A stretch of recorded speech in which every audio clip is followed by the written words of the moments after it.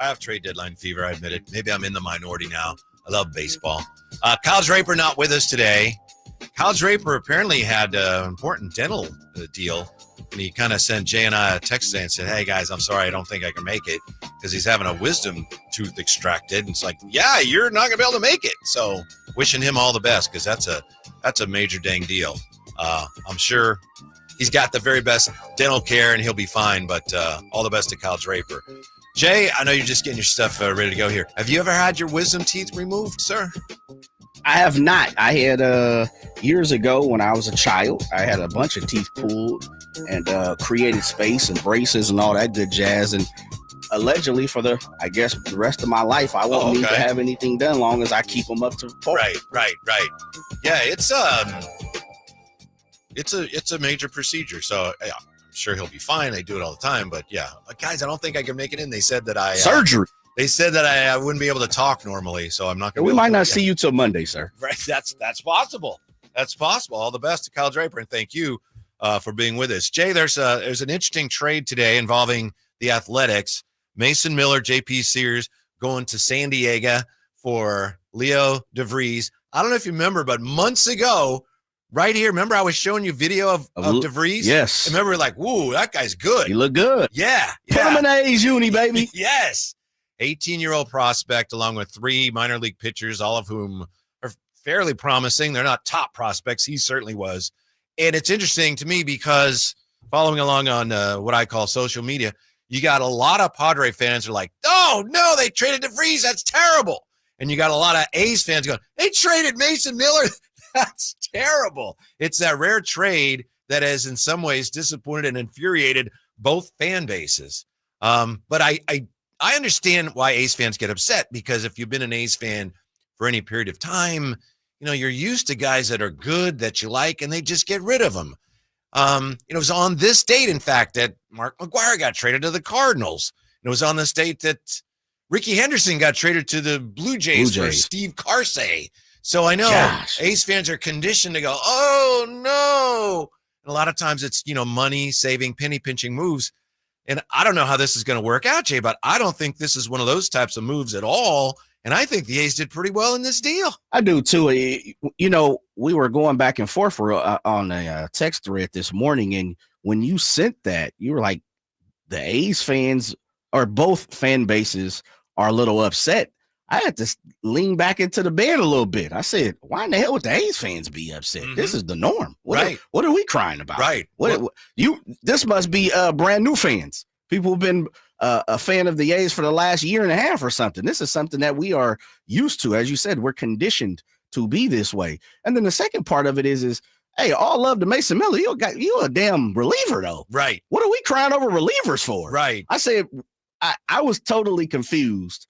I was almost distraught to the fact of to call myself an A's fan because I'm trying to get an understanding why A's fans are so upset. And then I was like, well, Whitey must just be following a certain pack of fans that just don't like the A's right now. Because I just couldn't figure out why A's fans would be so upset that you pretty much got a top, depending on what list you looked at, 3, 4, or 5 type guy. And he's 18, dude. I know. Dude just graduated high school barely. He does have a long ways to go, Leo DeVries, pardon me. And that's one reason why I think San Diego traded him. You look at their roster, and by the time he's ready to play in the majors, their best players might not be nearly as productive anymore. But I think one of the reasons A's fans, some of them are so upset is, you take Dallas Braden on social media last night. He said, I'm not here to break news. I'm just here to help heal broken hearts. Clearly, he knew what was coming. Mason Miller's a fan favorite here. So, yeah, a lot of A's fans are conditioned to seeing, they trade our favorite players. But one of the sentiments I saw was, we thought it would be different now. Now that they're out of Oakland, we thought they'd keep these guys. I understand that, but to the point you made, Jay, and as I said, this isn't one of those trades. This isn't like we're going to get rid of this guy to save money. That's not why they did it. And you're right. You've got a reliever in Mason Miller, in some ways the most dominant reliever in baseball right now. But the A's right now, they are not contending. Are they going to contend for anything next year? Probably not. I mean, it's possible. Probably not. So a closer's kind of a luxury. What they need is arms, and they got 3 arms and a really good prospect. So I think they did really well today, depending on, whether or not the prospect pans out. Yeah, that's the one thing about baseball is we see trades and we see names that 99.9% of people wouldn't even recognize, because half the time I see, like, even the two prospects or a couple of the arms that they got, I said I have no clue who these people are, and I try and stay up on somewhat of the minor leagues and in touch with baseball to a deeper point than most. But I don't know, Whitey. I really, when you take a step back at the situation, this is, and I'll use the word conditioned again.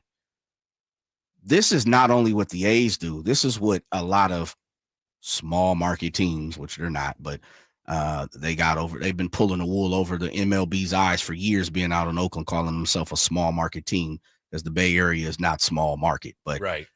It is interesting in the form of, and I went on social network. I tried to see a few, A's fans. And I will be honest, I didn't see that many that was on the negative tone of it. I think more people that I got to see, and maybe I said we just follow in two different crowds right now.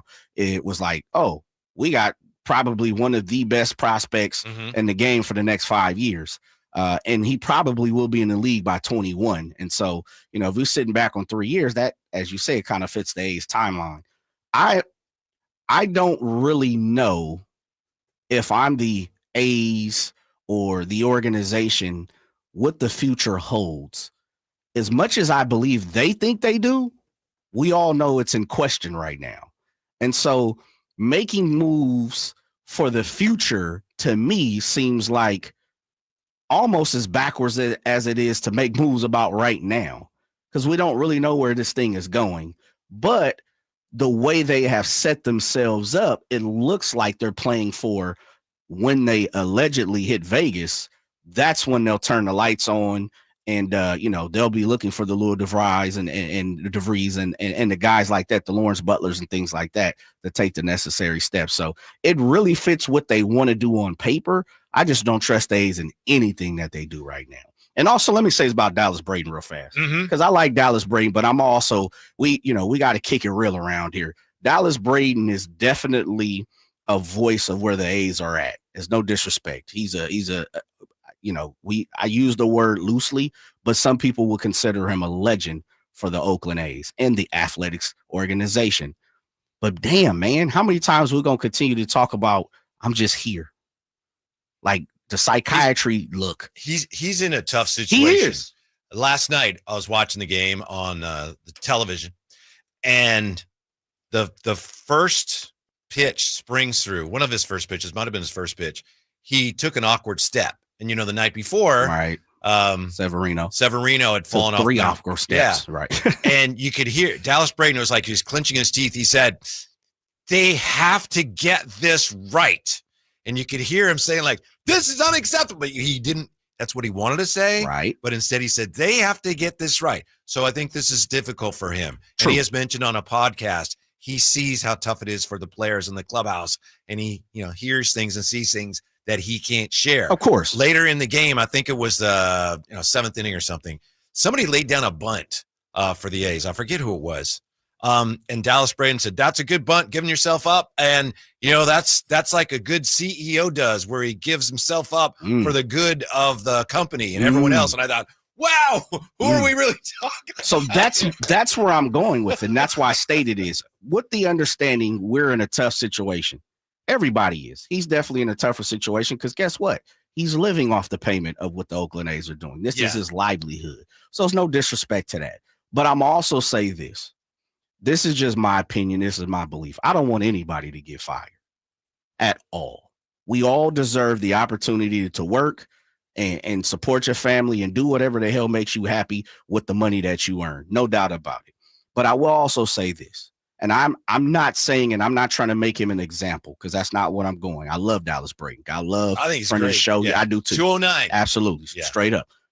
There is a line that you have to teeter if you're Dallas Braden.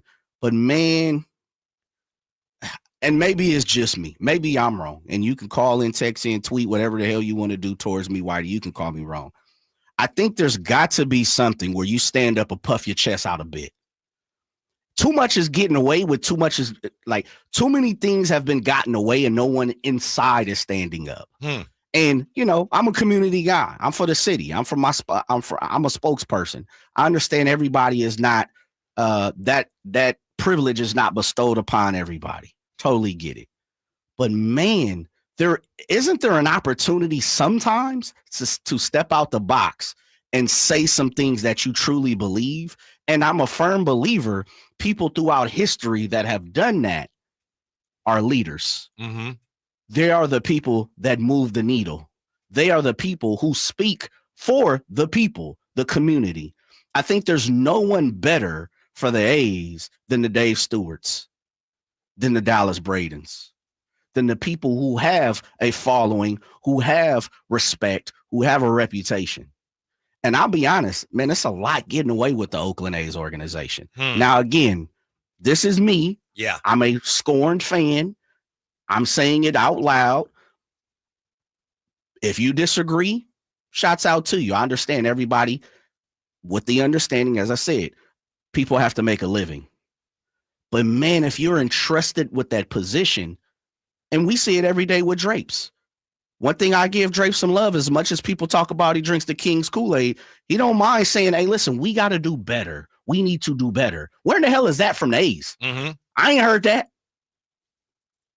That's all I'm saying. Yeah, I understand your point. To me, Dallas Braden, like we said, we agree. He's on some thin ice there. I don't blame him. I think it's not on Dallas. Yeah. We're using him as an example. I'm talking about the A's, legends. It'll be interesting to see what the players who are traded, and so far the A's have traded JP Sears and Mason Miller. Severino should be next. Yeah. What the players say once they get out of there, if we're going to hear. Oh, I think so. Severino's already talked when he was in New York. If he got traded, and we only got 48 minutes left, whatever. Yeah, if he gets traded, I mean, he's going to put the whole organization on blast. You know that. Yeah, but there's a way to go about it. And that's why I'm trying to make sure that, there is a fine line. Wholeheartedly. I don't need anybody be like, well, Jay makes money and he's getting paid. I said that. I'm saying that. And it's not a Dallas Braden thing. I'm just saying that as an example, because that's what we're talking about. Let's just say A's dignitary. Let's make it easy, because I don't want to make it as if it's a personal thing. A's dignitaries. I've heard Dave Stewart come out and be like, man, it's going to hurt my heart. Love it to be in Oakland. No doubt. He's an ambassador for the organization. I've heard Dave Stewart also say, this is a crock of you know what. Right. What I'm saying to you is there's some people in the A's organization, and just what you said, they see it, they feel it, they know it. Then do it. That's all I'm asking. Is Dave Stewart currently working for the team? I believe he's an ambassador of some sorts. Okay. They run him out here and there. Remember last year he was working for NBC Sports, but they've kind of moved away from that with the simulcast of the A's. But I see him here and there. Yeah, no doubt about it. But see, Smoke is the type of guy, he'll let it fly. Oh, yeah. But he's also worked in the gray area. I guess what I'm asking, Whitey, is this. There is a position and a time for everything. No doubt about it. I always say, my grandmother told me there's a season to everything. I just feel like, and we're talking about the A's. We know the disrespect that has been bestowed upon Sacramento of us not even really being tied to the organization. It's okay to say that sometime. That's all I'm saying. It's okay to step out the box and here we go with the rah-rah, but do it for the community. Do it for people who really care. And guess what? Because when it's all really said and done, the same people that's paying your check is the same people that's paying the people that's paying you, if that makes sense. One reason no one would do that, there are a lot of reasons, but we don't have, that organization isn't really tied to Sacramento. No. You don't have any Sacramento people, in the public eye. On the broadcast team, for example, who might feel compelled to come out and say, I just got to say, guys, it's really disrespectful to the city of Sacramento. No one's going to say that. They don't have that ties. They don't even want, as an organization, they don't want those ties. Absolutely. But we're not even talking. See, those are two different conversations. I'm just using examples of other things. Sacramento not being tied to the organization is a conversation within itself that we've had for a long time. What I'm talking about is the whole ball of wax, the kid and caboodle. Again, I'm going to make sure, because we got new people jumping on. Dignitaries over at the A's are getting paid. This is their livelihood. This is their job. I'm not asking nobody to put that on the line. But I'm also saying sometimes you got to step out and be a leader. How about that? Who are we talking about? Somebody that's worth they weight. Mm-hmm. They weight and gold. How about that when it comes to A's? Mm-hmm. Have you heard anybody step out and be like, yeah, this whole situation is out of pocket? Yeah. No, but that's what I'm saying. If it was someone in the organization with Sacramento ties, maybe they would be compelled to do it. Otherwise, everyone is either along for the ride or they're towing the company line. And they're like, we can't say anything. I guess, man. There's some people who are part of the organization who stepped away last year because they didn't agree with the move. They didn't come out and say it. Mm-hmm. So I don't know, man. Like I said, I'm barking up the tree. That's a whole nother conversation. Mm-hmm. Yeah. Speaking of the trade conversations, Giants fans are not very happy either. They're waiting for something to happen, and other than Tyler Rogers getting traded, nothing has happened yet that I'm aware of. Is a lot of Giants fans, I think, Jay, they're still dealing with the fact that the Tyler Rogers deal was essentially a wave of the white flag. And it probably was a smart thing for Buster Posey to do that. Yeah. Are the A's right now better than the Giants? In what form? Are they a better baseball team? Oh, man, I don't know, Whitey. The A's in July are 13-11. Yeah. They're 7-6 in the second half. The Giants, on June 13th, they were tied for first. Since they traded for Rafael Devers, they're 13-24. And the A's, one thing, I know they don't pitch much for the most part. They struggle with the pitching. And yeah, that's in the short term. That's not getting any better with Mason Miller and JP Sears gone, but they rake. Some of that's the ballpark, but some of it's the players. And the Giants just don't hit. And I think the Giants at the deadline, maybe they would like to do something more. They don't have what it takes to get any big name players. Well, that's okay because they're probably more in mind to sell, but I don't know what they have that anyone else really wants that much. So I think that's one reason why maybe the Giants are going to end up not doing much at the deadline. Nobody wants their players, Jay. For the A's and for the Giants. Giants? Yeah. Yeah, I was going to say for both the A's and the Giants where I was going. Yeah, you might be right. I think the Giants are they're making calculated moves. As much as I, have a conundrum going on with the A's, I think the A's are making calculated moves. They're making progress. They are. They definitely are. But this is the norm. And that's what I'm saying is they normally, this is their pattern. They're off and on. They're hot and cold, right? Mm-hmm. The Giants, it feels like they've just been lukewarm for the last 5-6 years. I do think it's a better move for them to be sellers right now. I think it makes them a better team moving forward if you are looking forward to next year. Where the A's are looking forward to 3 years, 3 years and out. The Giants are always year to year for the most part. And I think this year is almost you can mail it in unless they get hot. And if you get hot, then you roll with the team that gets you there, right? Mm-hmm. You don't really need to add too much. Now, if you want to work around the fringes, around the edges, then more power to you. But it also depends on what you have to give up, especially knowing that you went and got Devers too for a few moves. So yeah. I just think the Giants have come to Jesus moment. We ain't good enough. Yeah, it was kind of sad hearing the comments from the players yesterday after they lost. By the way, the Giants lost every game on a homestand of 6 games or more. They got swept by the Mets, swept by the Pirates. First time the Giants lost every game on a homestand of 6 games or more since 1896. Man, they were around. What were they called? Probably the New York Gothams. Yeah, I don't know. Something like that. Yeah, about right. Yeah. Well, so it's been a while since I've had a homestand like that. But what I was going to say was you read the comments or see the video of the players after the game, and they're so depressed. And they're like, it's not Buster's fault. We didn't play well enough to force him to do anything. Are they preserving Buster's reputation? Yes, and they know it. They're like ashamed. Like, we couldn't win enough games to compel the front office to go out and get players. We don't blame them for not doing anything because we sucked. Hey. Truth is truth, real is real. That's what happens when you're part of the Giants organization right now. I guess. Yeah. 339-1140, 1-800-920-1140. How about Big Al standing by? What's up, Al? How are you? How you doing, man? All right. Well, I won't say the station, but I was listening to, the people that flagship the Giants and stuff. And the funniest call was a parallel between the A's, not bad-mouth them necessarily, and then the Kings. About what are you doing? What's the long-term vision, the construction? Do you tear it down? How do you tear it down? And then, of course, they had to get to the Giants. Yeah. And they were truthful. You made a good comment, Ryan. You made truthful.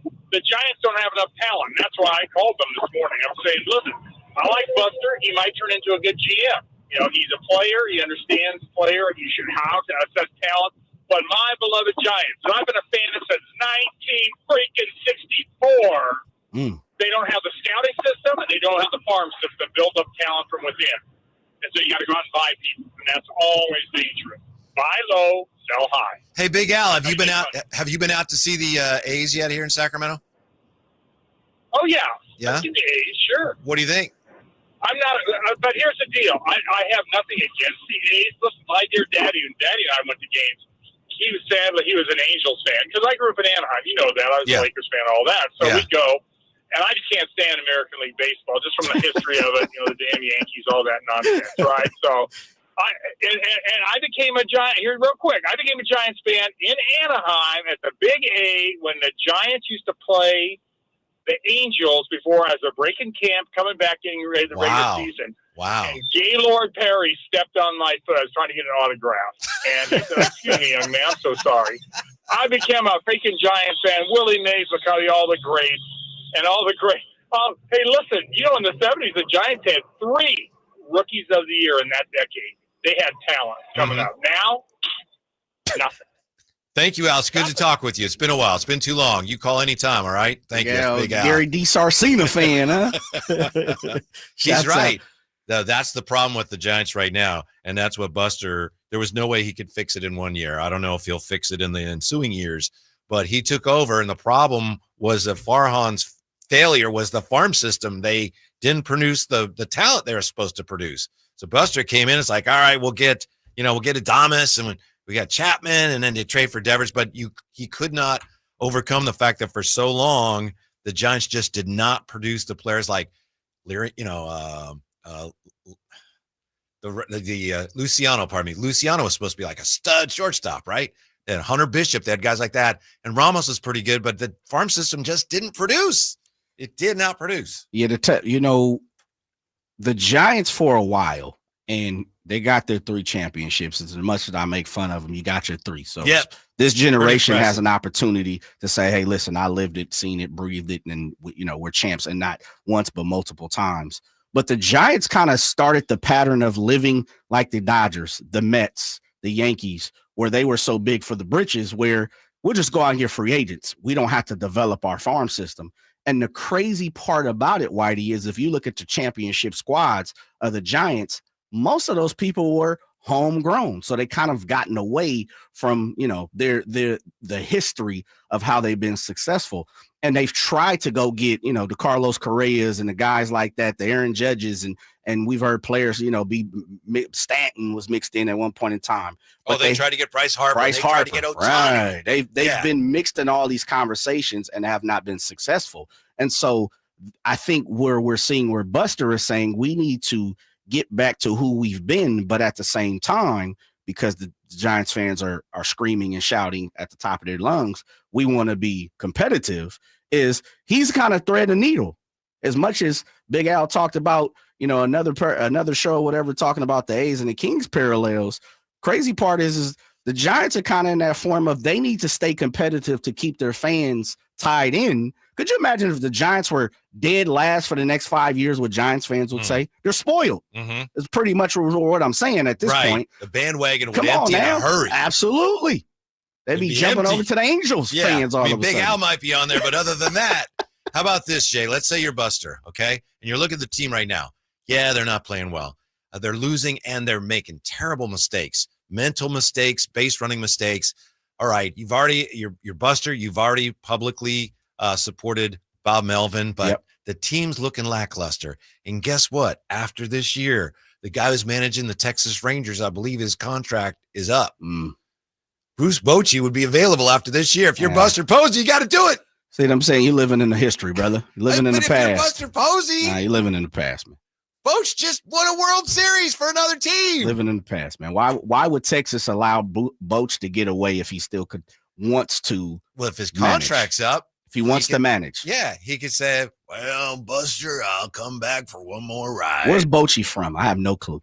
France. I think he's France. Seriously? Well, yeah. Really? I think so. That.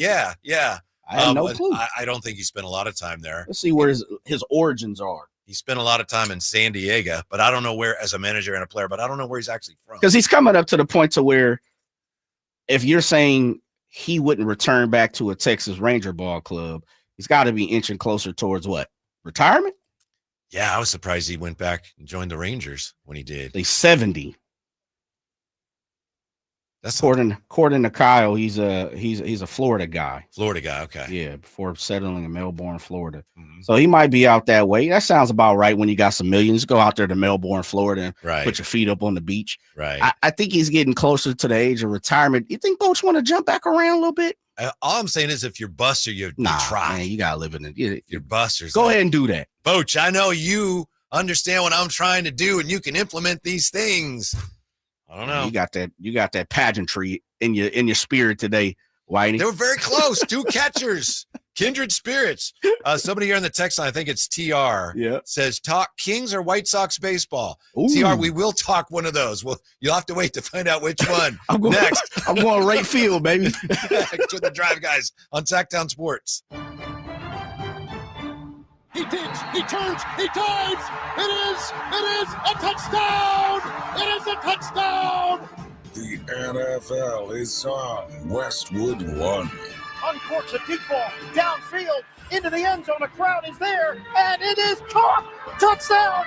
Miraculous. The NFL Hall of Fame game live from Canton, Ohio. Chargers and Lions. Tonight starting at 5 right here on Sacktown Sports. Sacramento weather is brought to you by Fidium Fiber. I'm Tamara Berg in the KCRA3 Weather Center. For your Thursday on this final day of July, temperatures will peak around normal, where they should be for this time of year. Expect highs in the lower 90s, and that Delta breeze kicks in overnight tonight to drop us back to the upper 50s first thing on Friday morning. Get the latest forecast on the KCRA3 News and the KCRA3 app. It's about time they fixed that pothole. Invented better windshield wipers. Made an internet that just works. Fidium Fiber Internet, starting at only $30 a month.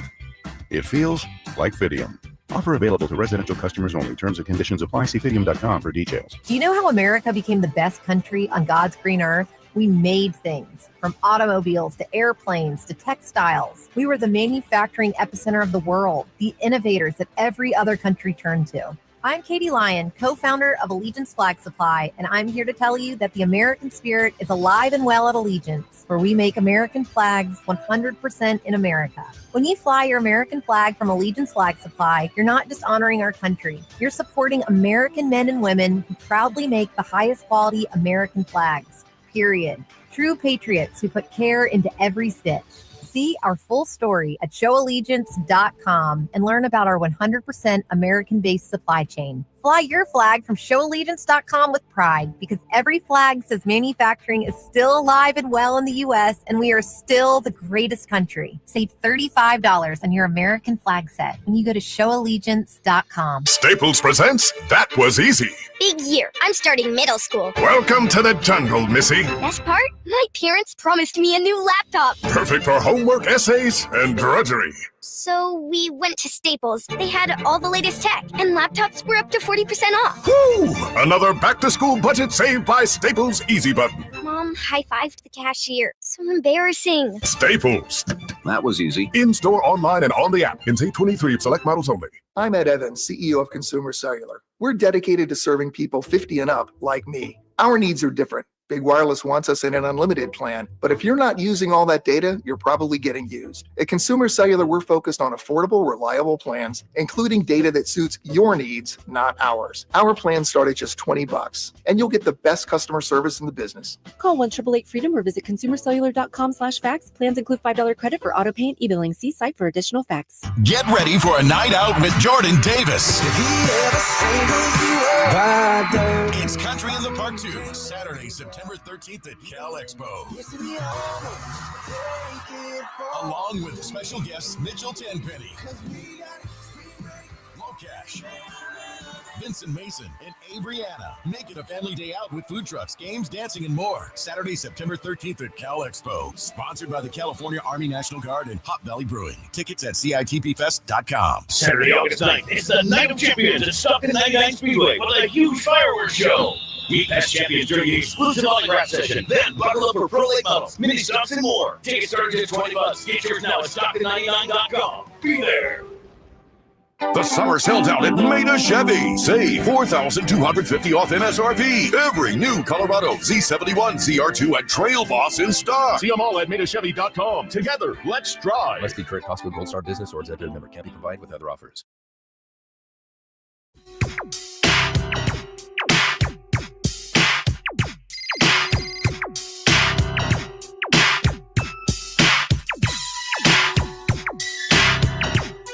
Live and local, it's the Drive Guys. Watch the show on youtube.com/Sacktown Sports 1140. Or listen on the Sacktown Sports app.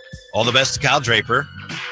Hopefully back tomorrow, but we'll see. Had to have some, had to get one of those wisdom teeth removed. Jay, when I had my wisdom teeth removed, it was not that long ago. It was like 8-9 years ago. And I was telling this story with Alan Stiles. I thought that I'd just be, out. Like, oh, they give me something, I'll sleep through the whole thing. And they said, well, we want you to be awake because, you may have to tell us if it's hurting or whatever. Like, oh, okay, great. Of course it hurt. Yeah. Oh, yeah. And they numb you up, but I'll never forget this. And they did a good job. But right. The doctor, and they bring in, specialists they got to bring in from wherever. We're bringing in the guy to do this. An oral surgeon? He's standing over me. I'm in the dentist chair, and he's like, and he goes, just so you know, you have one tooth and the roots are wrapped around the bone like the legs of a cowboy around a horse. And I'm like, okay. And he's like, and he had this young lady was assisting him, and I think they said, oh, she hadn't done this before, and she was in the back, and she was like white as a sheet.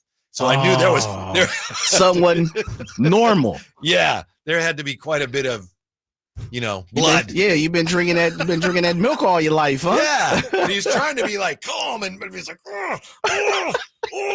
Was he really making the noise? A little bit. I think he was definitely straining. Maybe he's exaggerating slightly, but he was. Yeah. Like, he made his point. We're having a little trouble with this one. It's like the legs of a cowboy wrapped around the horse, just so you know. And I'll never forget when I got home. Dang, the man. gauze, and I had them all out, so the drapes just with the one. But my dog, and dogs can smell the blood. Oh, and yeah, everything. for sure. And I did fine. I was fine, but you're out of it. And my dog looking at me, and he's like, he didn't want to take his eye off me. He's like, are you all right? Pop's okay? Yeah. Of course, man. Listen, I'm knocking on any kind of wood. Hopefully I never have to get mine out, but yeah. It sounds worse than it was. It really wasn't bad, but it was kind of scary at that time when he said that. Yeah, my wife had hers taken out last year, and I'm like, all right, gotta, someone has to drive you, obviously, the whole situation. And so drop her off, and they're like, be about 15 minutes or so. I said, what? I was gonna go get me something to eat. I was like, oh well, about 30 minutes tops. I said, you're gonna take out her wisdom teeth within 15 minutes? And they were like, oh yeah, it's quick, it's fast. I said, I had no clue. Like, we've come a long ways in technology, of course. Yeah. But man, just in every facet of life. Because if you telling me you're gonna cut a person's jaw and gums within 15 minutes, that's crazy. So is it like 15 minutes or less, or you get a free root canal? Might be, yeah, absolutely. One for one. Yeah, they Buy probably one, get scope one. it. Yeah, scope everything now. Yeah, we just scope it. Scope it. The man, within 30 minutes, she had them puppies yanked out. Wow. Did your wife do okay? Yeah, she did. Yeah. Kind of same thing, a little groggy after, but literally, they were like, oh, you can come into the room because your wife wants you to come back to the room. I'm like, all right, shots out. Go back, and she's, hey, trying to talk. Hey, baby, I'm like, you ain't gotta say nothing. What's happening? What we doing here? Yeah. But literally, I felt like it was 30 minutes. It probably was. Wow. But she did okay, a little groggy for the first. Was it like a drive-through or something? Del Taco. Slid her through Del Taco. No, man, it was literally like 30 minutes. Yeah. I remember when my wife had hers, and she was like that, and she's a little dazed as you are, and she, had that look.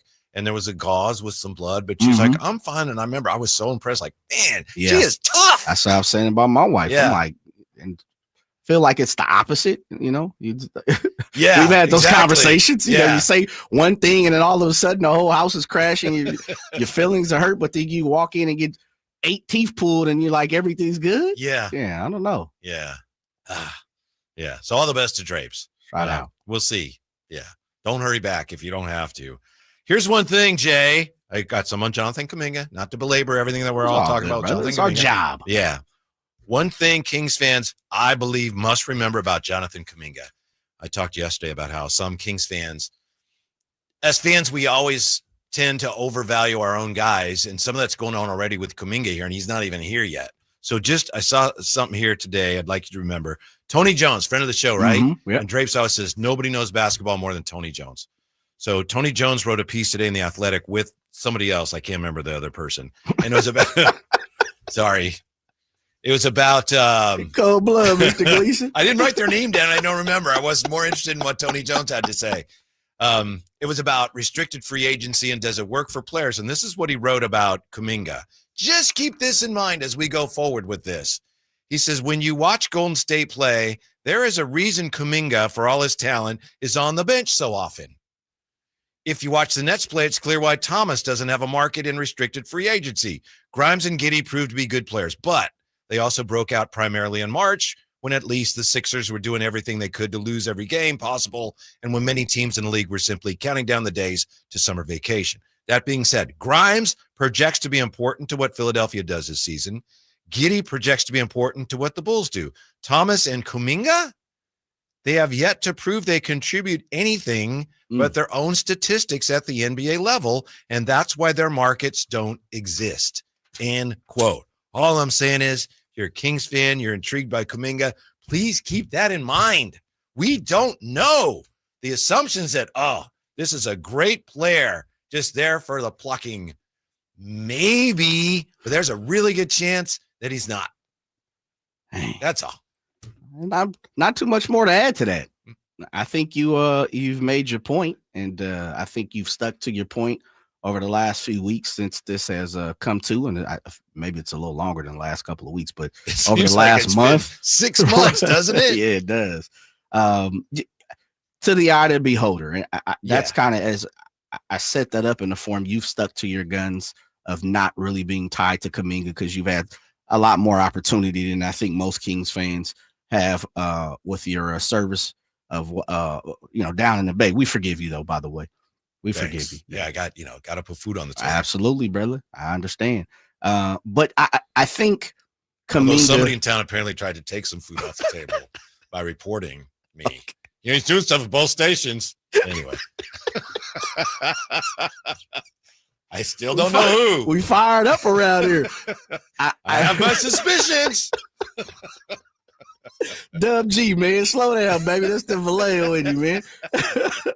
I think Kuminga's to the eye of the beholder completely, Mr. Gleason. I truly think if you believe he has a higher upside than some, people around the circle, NBA circle, then I think you shoot for the stars and you grab him. If you think he's going to be just a little bit better than what he is, put up a few more numbers than what he's putting up to 15 and the 4 because he'll have a few more minutes. He's averaged about 24, 25 minutes last year. If you push him to 33, 34, you could probably put a couple, pad of stats a little more.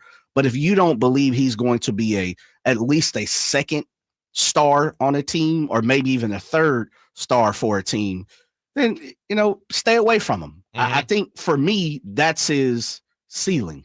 I think a third option, a second option is his ceiling. And I'm not exactly sure if I want to tie the whole farm to, someone like that I'm not really sure about. Sam said something interesting today on with Carmichael Davis. Sam typically does. Sam Amick. He was talking about the Kuminga thing, and he was saying that the Kings basically see him as somebody who would not be making north of like 20 something. Yeah, 20 million. Yeah. He said. Yeah. So I appreciate that. It looks like the Kings, to the point you made, Jay, they look at this guy's, wow, he might be something, but he might not. So no, we're not going to trade Keegan and Keon to get him. No. We're not going to offer him, 30 a year over 5. So I think they're mindful of some of these possible limitations, even though a lot of fans aren't. And I get it. Fans are going to fan. And that's exciting. Yep. He's a talented player. We could get him. But it's reassuring to me to hear from Sam that the Kings apparently are looking at this with, they don't have, googly eyes over Kuminga. They're looking at it as, hey, this is a chance to get a really talented player, maybe at a really good price. And if it is not a good price, looks to me like they'll just say, all right, never mind. You know what it tells me? And this is something that I think Kings fans can take solace in, is this. For a long time, we feel like we've been outsmarted or outdueled or taken advantage of on a lot of different transactions that surround this team. Scott Perry and the front office, BJ Armstrong and Paul Johnson, whoever else is down there, they're playing the game. And I appreciate that. Mm-hmm. They are really staring the Warriors in the face and say, hey, make your best move, because this is the move that we're offering. Right. Now, I'm pretty sure there's a little wiggle room, a little counter offer action in there. And I'm pretty sure the Warriors have spiced that up and sent it back to the Kings. But I truly appreciate Scott Perry and his front office. And they're really staring down the barrel and saying, this is what we have. We've kind of heard what the Suns are offering. No doubt. They got some interception in there. They know what the Suns are offering, and probably know what a few other teams in the league have offered. This is probably going to be your best deal. We might sweeten a pot of pinch, but beyond that, right, come check us out. And so I appreciate that, Whitey, because I think over the last handful of years, or I could probably say, as we talked about, feels like forever, it feels like the Kings make desperation moves sometime, where this is kind of like Scott Perry's. He's in the bunker. More calculated. Yes, he's holding still. Mm-hmm. He's By the holding way, true. From the 916, wisdom tooth removal, not easy. I just looked over during the procedure after they extracted one of my teeth, and all I saw was this long root connected to the tooth that came out of my jawbone. Man. It was horrifying. Oh, I could only imagine. Huh. What's even worse? Is it worse? Because you've been through it. You're up. Like it's surgery. They call it oral surgery. Yes, sir. And as you said, if they have to bring in a surgeon to do it. So it's surgery.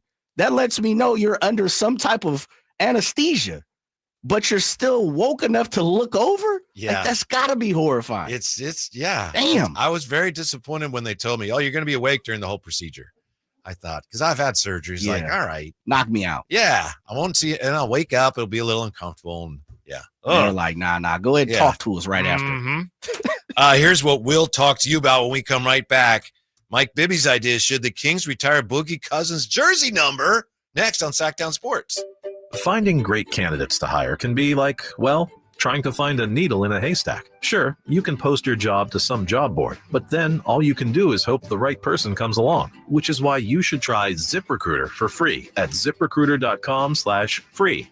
ZipRecruiter doesn't depend on candidates finding you. Its powerful technology identifies people with the right experience and actively invites them to apply to your job. You get qualified candidates fast. So while other companies might deliver a lot of hay, ZipRecruiter finds you what you're looking for. The needle in the haystack. 4 out of 5 employers who post a job in ZipRecruiter get a quality candidate through the site within the first day. ZipRecruiter, the smartest way to hire. And right now, you can try ZipRecruiter for free. That's right, free. Just go to this exclusive web address, ZipRecruiter.com/free. That's ZipRecruiter.com/free. ZipRecruiter.com/free. At Kids Care Dental and Orthodontics, we're all about summer smiles. During July, we're having our Summer Smiles special with $300 off braces or Invisalign with no money down if you start treatment in July. And you'll have a chance to win Legoland tickets. Go to kidscaredental.com for more information.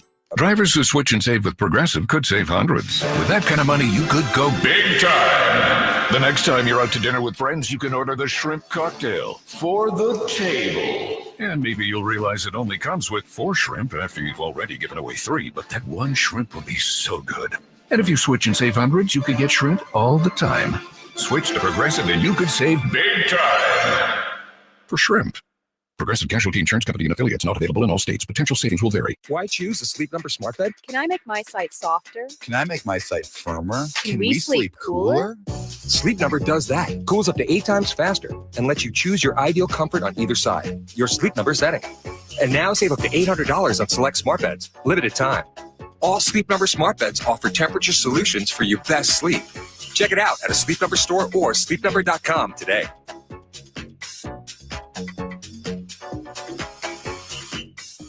Carmichael Dave here for my friends at American Energy Heating and Air. Yes, I always tell you they are a family-owned operation, been in business since 81, A-plus Better Business Bureau, but it is hot. We are in those Sacramento hot months. I want to focus on them being your second opinion partner. What does that mean? Maybe you've got somebody you're working with or you've worked with in the past in the HVAC world. Guess what? They want to give you a second opinion. How much does it cost? Nothing.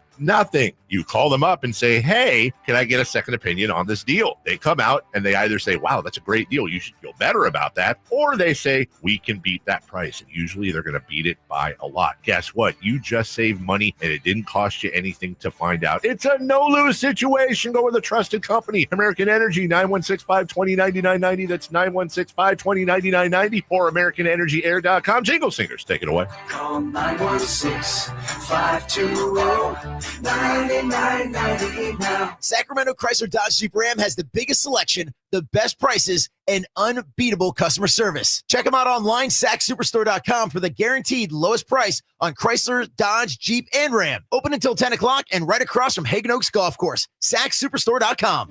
When you stay in your home, what you love gets to stay too. From the gardens that grow wild to the grandkids that run wilder.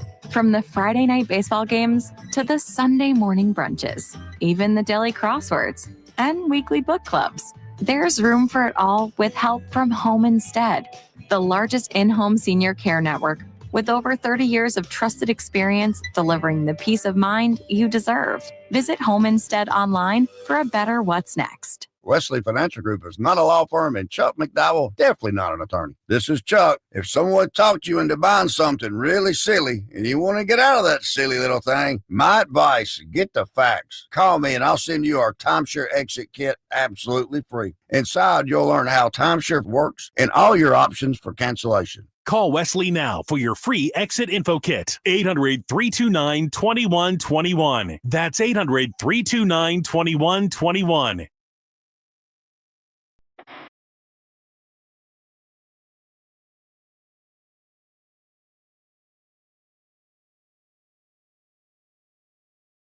The Drive Guys powering your afternoons Monday through Friday on Sacktown Sports.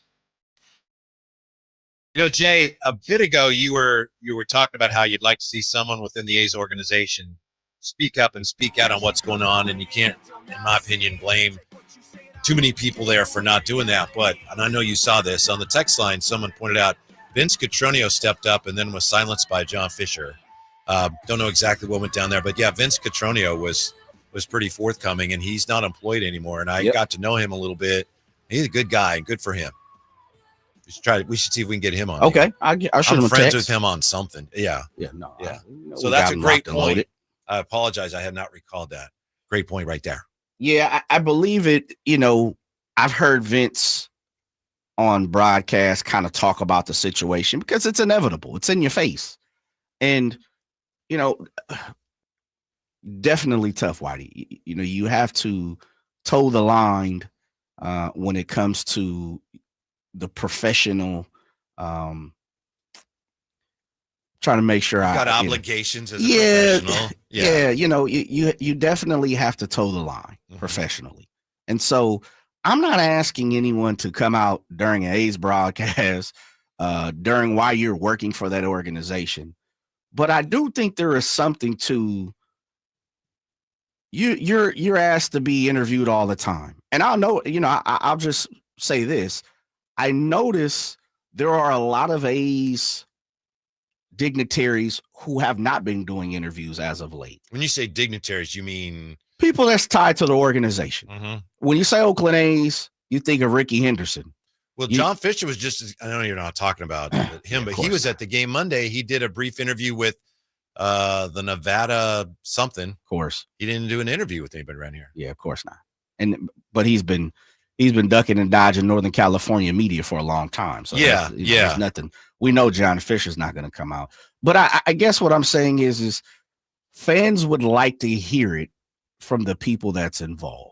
And it's not a complaint. I'm not asking for anybody to come out and just throw the A's or the organization or the way their situation of playing in a minor league ballpark. I'm not saying that, but I do think there are a lot of dignitaries who are running from it. And if they're not running from it, they're just not involved in, you know, setting atone for what's going on. Yeah, by the way, is the Nevada Independent, and it looks like somebody just saw him at the game and tracked him down, and he just talked a lot about we're headed to Vegas. We love Vegas. I don't even think he wants his team affiliated with Sacramento in any way. Nah, I'm with you. Yeah, I don't even know if he wants to even say Sacramento. You might be right. Yeah, 100%. Anyway, speaking of Sacramento, did you see this, Jay? I think you did, because I think you sent me the information on this. We had Mike Bibby on a podcast saying he thinks DeMarcus Cousins' number should be retired by the Sacramento Kings. Yeah, what do you think? It's his own podcast. Yeah. Remember, he's tied to the Up in Smoke or All the Smoke. You want to hear the sound first? Yes, please. From DeMarcus? Okay, Yeah. Because DeMarcus talks about it too. They don't think your jersey needs to be retired in Sacramento. I don't know the political side that comes with that stuff. How would you feel about your jersey getting retired in Sacramento? I mean, obviously it'd be an honor. That was something that I definitely wanted and strive for, as far as, why I tried to go out and perform every single night. Accolade wise, I feel like, I did all the right things, while I was in that jersey under the organization. So, as far as all-stars, as far as, all NBA selections, numbers, gold medals. So, I think I put my work in. I think I earned my stripes. So, obviously, it's like you said, it's a political thing.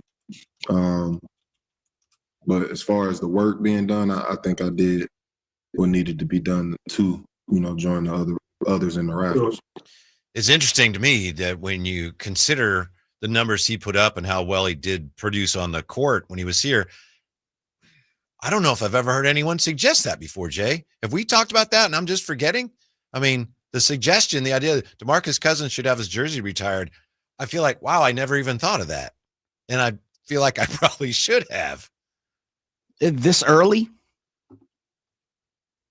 I don't think I've thought about it yet. I'm pretty sure we've had a conversation of some sorts of on the air, off the air, or somebody's, is kind of throwing it to us, but maybe because he's still been playing over the last few years and, he's a few places, but maybe because he's still active.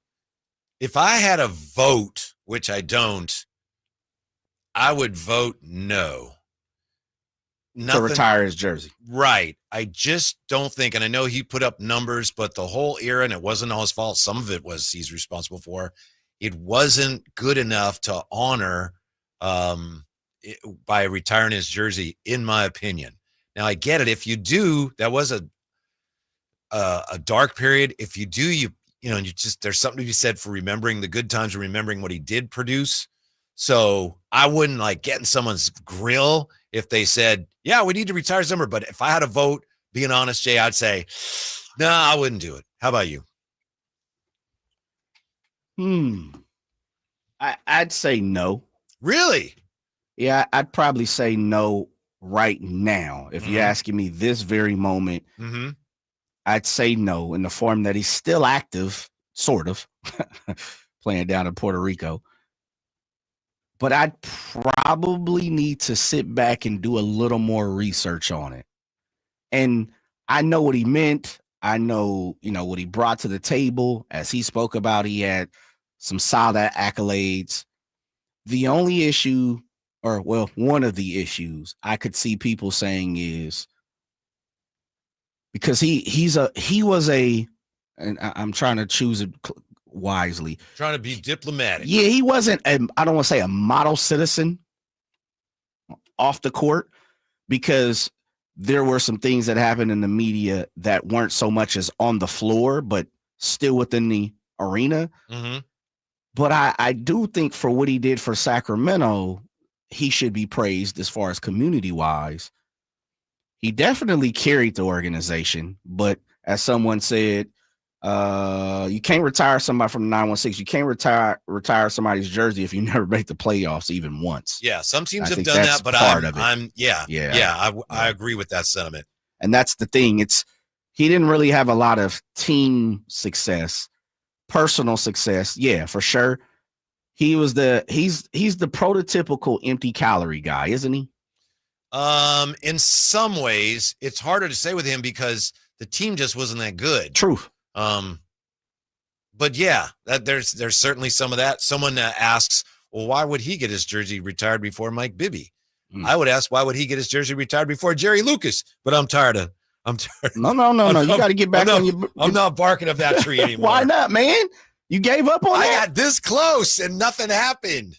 I got in contact with someone who knew Jerry Lucas, and apparently he was like, yeah, Jerry would like to do that. I mean, he likes that idea, and it didn't happen. So I don't give up big time. But as far as DeMarcus goes, yeah, I wouldn't do it. I wouldn't retire his jersey. Yeah, it's not out of spite or sure. Well, he was this. That's just like not quite. Just did not quite get to the level in terms of contributions to the team and team success that to me would compel me to want to retire his jersey number. Yeah, not quite. Yeah. I just don't know if he put enough oomph to what the team did. Meaning success, obviously no playoffs. He did bring eyes to the squad. Yeah. A lot of times in a negative light because of what he did on the floor. But he did pull up, he had some great seasons here in Sacramento. And for a long time, he was considered one of the best bigs in the league in the Kings uniform. So I just don't know where he will sit in the pantheon of the Kings because as I said, right now, I'd probably say no. Maybe down the road, 5 years down the road, relationships mend a little bit more. We really sit back and don't take it for granted and what he did for the organization and the community. And maybe I say, yeah. But as of right now, I'm probably with you. Conversation continues when we come right back. Also, same old days. You know what? Maybe not. Next on Sacktown Sports. This is the story of the one. As a safety manager at a manufacturing plant, he does everything he can to keep his coworkers safe. From finding ways to reduce risks to keeping safety supplies in stock. And for that, he relies on Grainger. Grainger offers a broad range of quality products and next-day delivery, so he can always play it safe. Call 1-800-GRAINGER, click Grainger.com, or just stop by. Grainger, for the ones who get it done. Hello, Sacramento. I'm Emran Pilati, owner of True Sports Cards and Collectible Store here in Rockland, California, and the host of the True Sports Cards Show that airs right here on Sacktown Sports 1140 every Saturday from 10 to 11 a.m., where we discuss the latest trends, hottest products, and deliver exclusive interviews with other industry leaders. And don't forget to visit our shop, True Sports Cards, at 6661 Stanford Ranch Road in Rockland and see what we have for all your sports card and memorabilia needs. Hi, Sacramento. It's the No Surprise Guys at Bell Brothers. AC acting up? Call Bell Brothers. Need a new system? Get $2,500 off, 0% financing and no payments for 12 months and approved credit. Just need a tune-up? Get an $87 AC maintenance with same-day appointments. We're on time, quote up front, and fix it right. No surprises. Call Bell Brothers or book at thenosurpriseguys.com.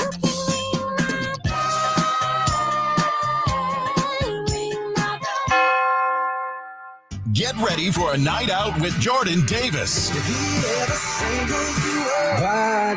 It's Country in the Park 2, Saturday, September 13th at Cal Expo. Along with special guests Mitchell Tenpenny, Locash, Vincent Mason, and Abriana. Make it a family day out with food trucks, games, dancing, and more. Saturday, September 13th at Cal Expo. Sponsored by the California Army National Guard and Hot Valley Brewing. Tickets at CITPfest.com. KHTK-HD1 Sacramento. KYMX HD3 Sacramento. From the Power Business Technology Toshiba Studios, Sacktown Sports 1140.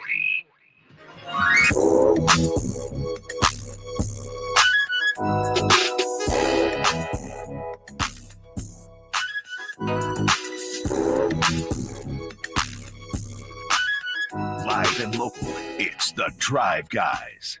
Watch the show on youtube.com/Sacktown Sports 1140. Or listen on the Sacktown Sports app. Jay, we got a truncated show today. As you know, only a couple hours left because we got NFL football. I know you're not excited about NFL football. It's preseason. It's the Hall of Fame game, which is the preseason of the preseason. But aren't you a little bit interested in watching Trey Lance, as we discussed yesterday? Maybe if in a recorded version, I'm not going to sit down and watch it live, but maybe tonight, when they replay it for the 12th time, I might sit down and watch Trey play. Yeah, or if you get a chance, you might want to listen to it here on Sacktown Sports. That part too. Mm-hmm. Yeah, beyond that, that's about where it lies for me. Right. You going home and watch it? Yes, because today Sheena said, well, if there's football on, we'll have pizza. So now I feel like, okay, you're obligated. Got to turn on the game to get the pizza. I understand where you're going. Hall of Fame game, I don't know about you. Typically, I will watch because, football's back. I might watch 5 minutes, and I just, after that, it's like, who are these guys? Sure. And I feel like I'm getting ripped off, Really? Yeah.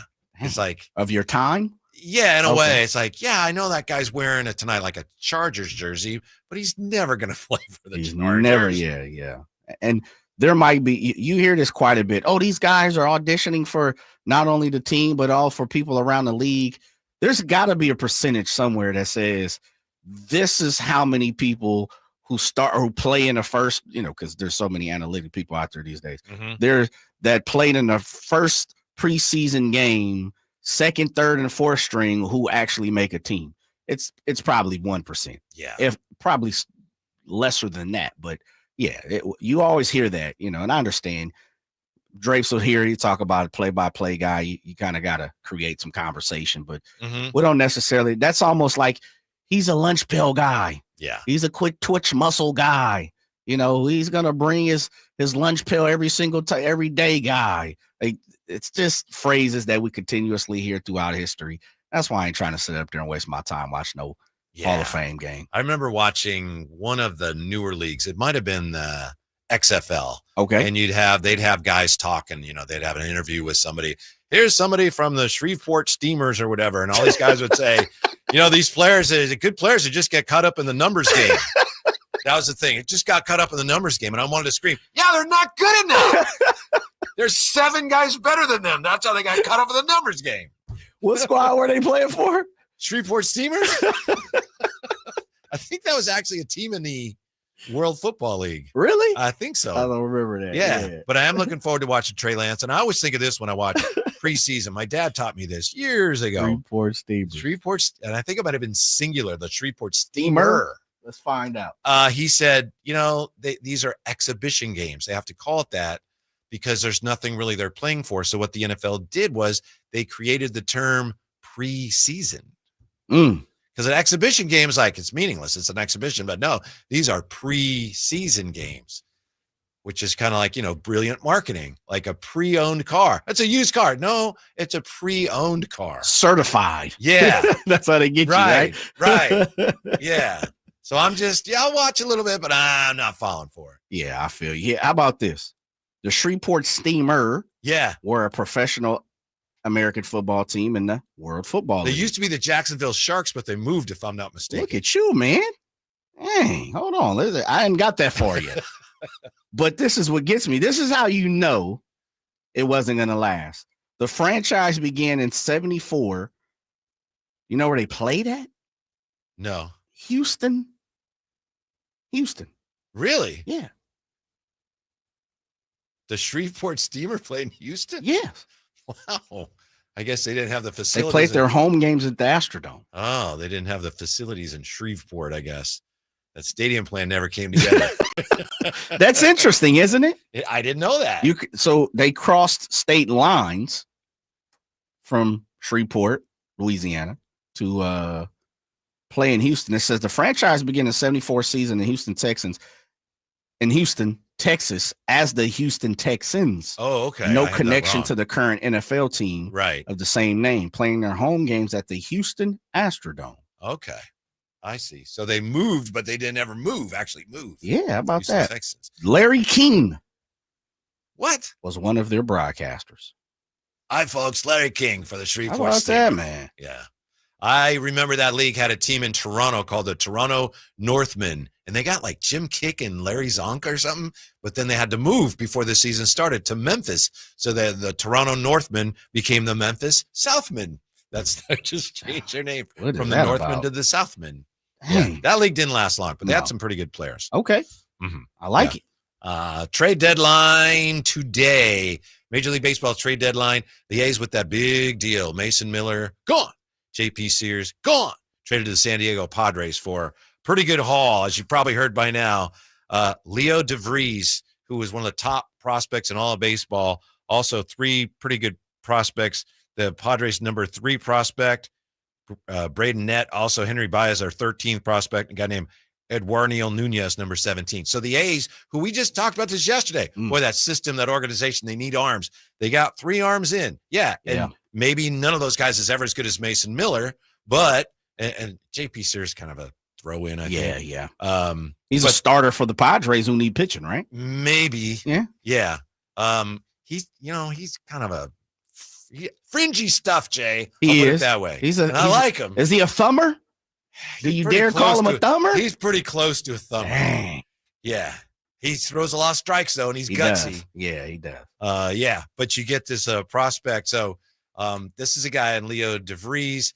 You look at the A's core right now, and he's only 18, so it's going to be a while. But if he hits, and he's a really highly regarded prospect. I mean, the A's, whether it's the end of their run here or in Vegas, man, they're going to have a lot of talented players. Yeah, they definitely will. You know what I do find interesting, and of course, he's only 18 years old, Louis DeVries. He's a shortstop. Well, you look over at the A's, and they may have the AL Rookie of the Year at shortstop with Jacob Wilson. No doubt, someone probably can move. But isn't that interesting? I think they just went for best talent. Like, it wasn't, we always talk about in the draft, you don't draft for position, you draft for talent. Right. And if you can get Louis DeVries, by all accounts, this dude is a can't miss prospect as much as you can be in baseball. And they expect for him to be early 20s, be in the big leagues. But where does he play if you got Jacob Wilson? Well, 2 things. You look at the teams, that they made the trade with. San Diego right now. Jackson Merrill, their center fielder, was a shortstop. Yep. Their right fielder, Fernando Tatis, was a shortstop. Yep. Their third baseman, Manny Machado was a shortstop. So, shortstops are typically good athletes. The other thing is DeVries, my understanding is this year, he's really holding the zone at high A as an 18-year-old, with the bat, which is really impressive. His numbers are pretty solid playing against guys much older. But he struggled a little bit with the leather, Jay, this year. And so now some scouts are not sure he can be a major league shortstop. So maybe he can, but move him over. Maybe. Yeah. Is he a middle infielder? Might be a third baseman. Yeah, I don't know. Probably got the arm for it, right? Playing short, you can play third. Probably third, Yeah, so that could be part of it, but again, it's too early to know with him. And sure, it's 18. Playing major league shortstop, it's something not everybody can do. It's hard. Best of the best. Yeah. Well, it should be the best of it. There's a lot of shortstops who played shortstop who probably should have been switched, but who knows why? As he progresses throughout the organization and the minor leagues and the rankings, they'll figure out where to put him. And if his leather isn't, up to par, he said you might move him over to third base. I'm always a believer, if you can't play short, you probably can't play second, because it's the intricacies of what's going on. You probably have to play the corner. He's really not a big guy necessarily. You don't have to be a big guy to play first base, but be interesting. That'd probably be looking at that grass. Yeah. Go ahead and play out in the grass somewhere. See, I've thought, Jay, and I didn't play as much baseball as you, but I've thought since they changed the rules now where you can't break up a double play at second, I've thought second base is a lot easier than it used to be. That used to be part of playing second, is you had to stand in there, as I'm sure you did it many times, and someone's coming in to take your head off. Sure. And you got to turn make the pivot there. Now you don't even have to do that. Yeah, but you still gotta have a little twinkle toes though. Got to be, got to be light on your feet in the middle of the infield. And I always go to Derek Jeter, Hall of Famer, obviously one of the best to do it. Defensively, though, he had he was hamstrung in many ways. He didn't have much range. And that was the key is, his percentage is pretty good because he didn't get to a lot of balls. And so of course, it's about making the routine play. If you make that more or less, I don't need you to be spectacular that much, especially if you could hit like Derek Jeter. I really think to play middle infield, you need to be highly athletic. Not only do you need to have a good arm, but highly athletic, but I also believe you need to be the type of person that is a leader as well. You know, you got to be vocal. You got to be able to talk to your pitcher, shoot over to, your outfielder. There's so many different things and intricacies that it takes to play middle infield that I think, they call it a battery for a reason now. Mm-hmm. Center, middle infield, and your catcher, you got to have a good battery, right? So I just really think if you can't play short, you probably can't play second. Mm-hmm. Yeah. So scouts are very, very, very, very, very high on him. I think the scout, Keith Law from with ESPN now, he is not as high on DeVries. Keith Law's with Athletic nowadays. Okay, right? thank you. He's a minor league guy now. Like he's the huge name for the minor league scouting. He's not as high on DeVries as anybody else, but he has him ranked 13th in all of baseball. That's the guy who says, I don't think as much as other guys. He has him 13th in all of baseball. So 18, that's pretty good though. Yeah, that's pretty good. As far as the A's go, this is interesting from Kyle the Mediocre on Twitter. He says the Athletics, I'm just talking about the A's and their efforts to reach out to Sacramento here. The Athletics yesterday visited Shriners Hospital in Sacramento. This comes as they've been increasing their presence in the region lately with more community engagement. A's lately have been trying to get more support in the Sacramento region lately. More events are being planned. So that's interesting. And then Monday, guess who was at the A's game? A's owner John Fisher showed up. Yeah, and he did a little interview with the Nevada Independent. Some of the things he said. Watching these games, talking about here in Sacramento, watching these games gives us a lot of excitement as we move forward in Las Vegas. He talked about the crowd. The costs have gone up as more detail comes in. That's fine, he said. Talked about the stadium. From the very beginning, we wanted a design that was unique. Vegas is one of the most unique towns in the world. We wanted a building that would symbolize the excitement and uniqueness that is the market. During the quick interview, Fisher did not say how the cost increase would be funded. My goal here is to Was he asked? I'm not sure. Okay. My goal here is to find not just partners, but the right partners. We need to make sure that we have partners who not only love the game of baseball, but love being a part of the Las Vegas Athletics and this stadium. I get it. They're going to Vegas, and I know he's focused on that. And there's a lot of questions. And so he has to assure people that, this is going to happen. But can he at least acknowledge that they're here in Sacramento now and for a few years and just try to extend some kind of olive branch to the community? Thank you for giving us a temporary home. Something, Jay, can he show a little appreciation for Sacramento? Yeah, of course.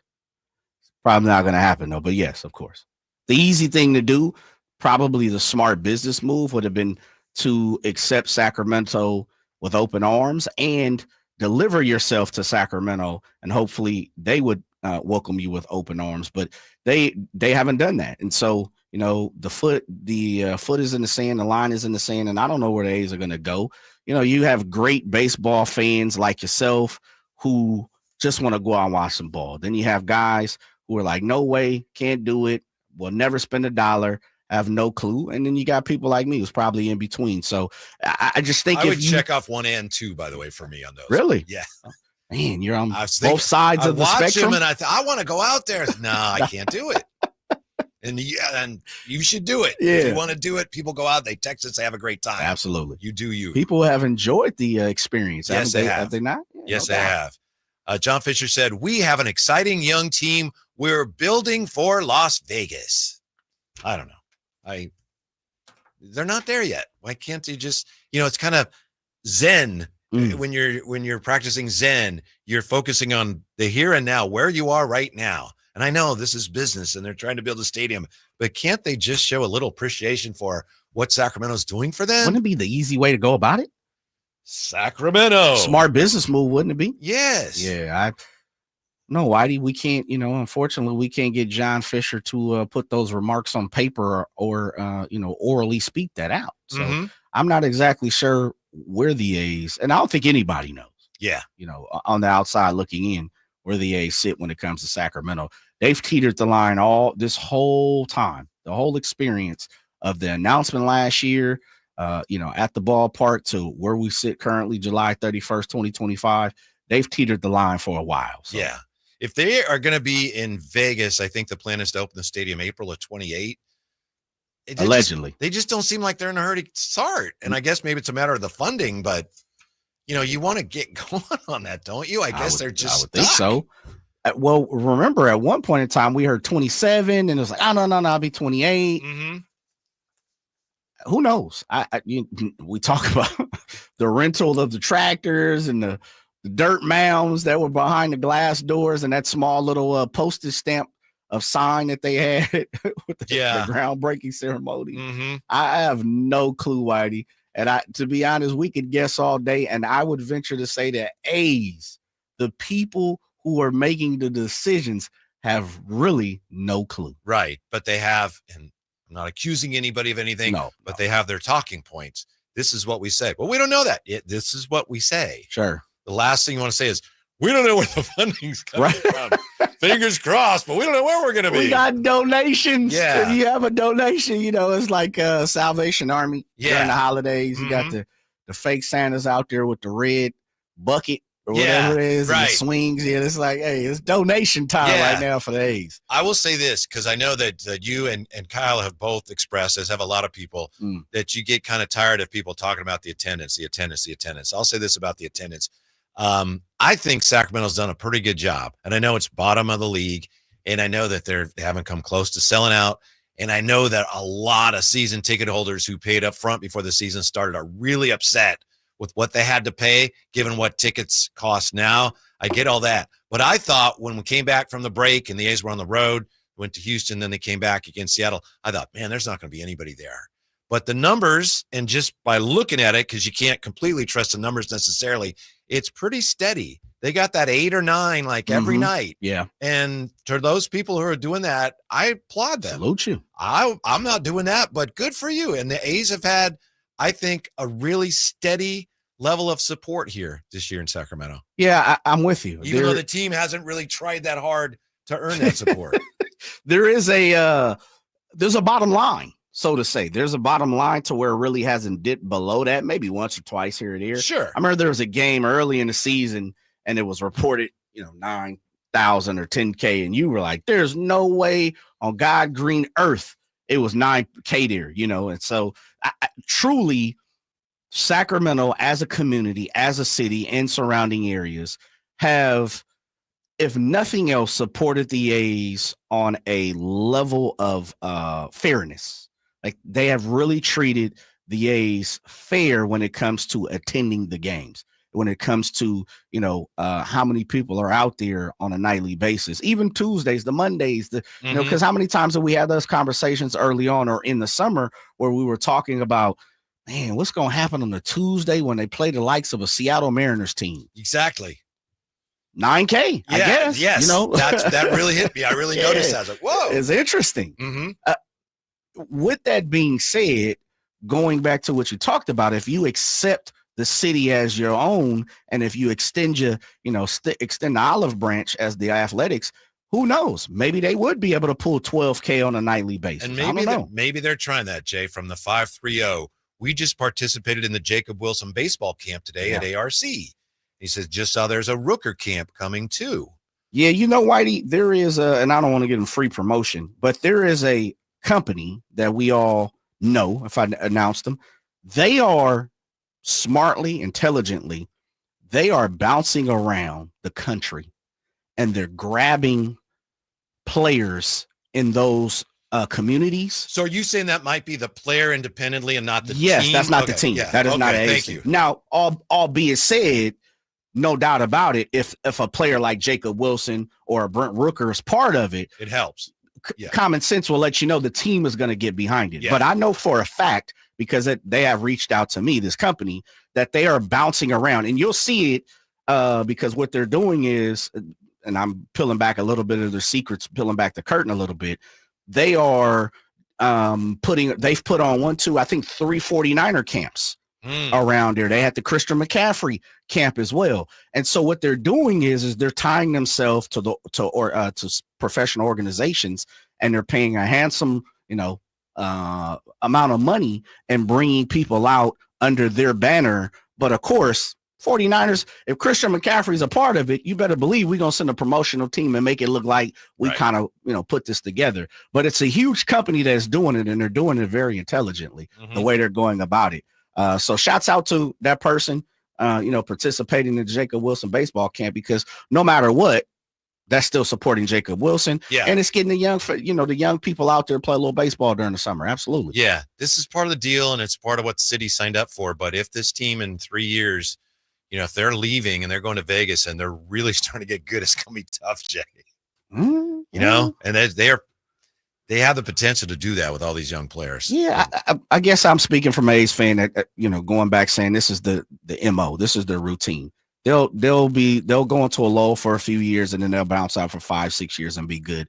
I think there's a greater feeling and emotion to if and when, and I'm knocking on wood, it doesn't happen, but if this team moves to Las Vegas, I don't know necessarily the product on the field is going to be the main thing that you point to.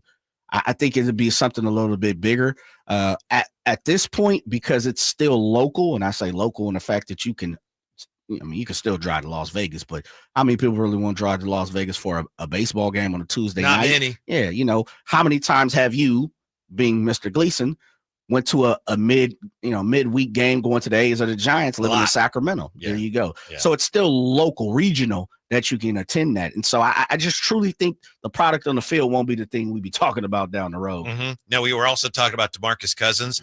Mike Bibby on a podcast suggested to DeMarcus, hey, how would you feel if they retired your jersey number here? So we have this from the 916. Does DeMarcus even like Sacramento?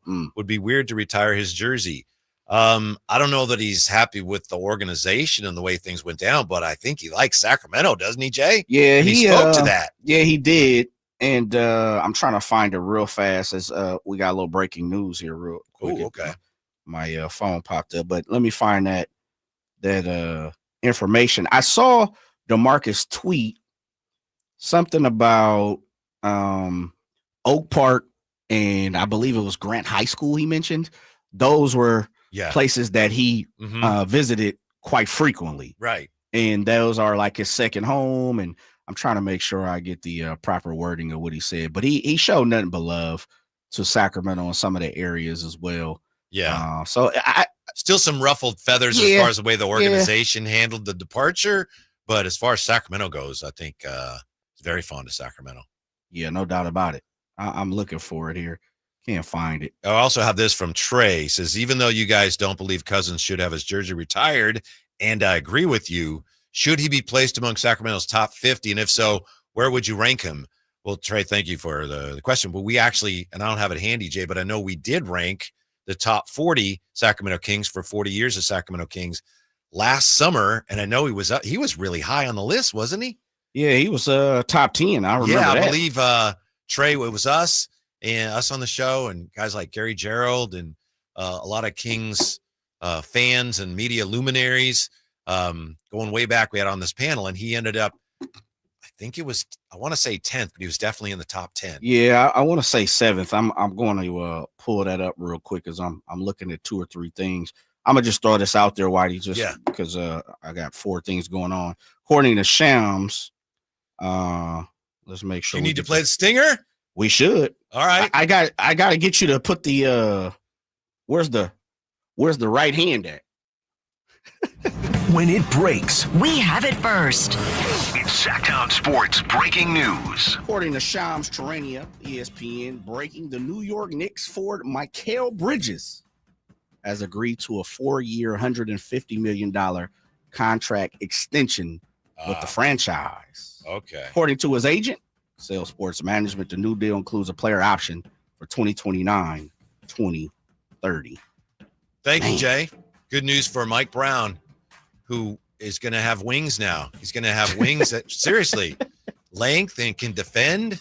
I know that I think you set it up. I was on Ian Begley's podcast a few weeks ago because they want to know about Mike Brown and in New York. And I mentioned, he's going to love the wings he has there. He's been wanting wings like this for so long. It's interesting to me because supposedly some people thought that a holdup for the Bridges extension was that the Knicks might have been waiting to see if Giannis became available.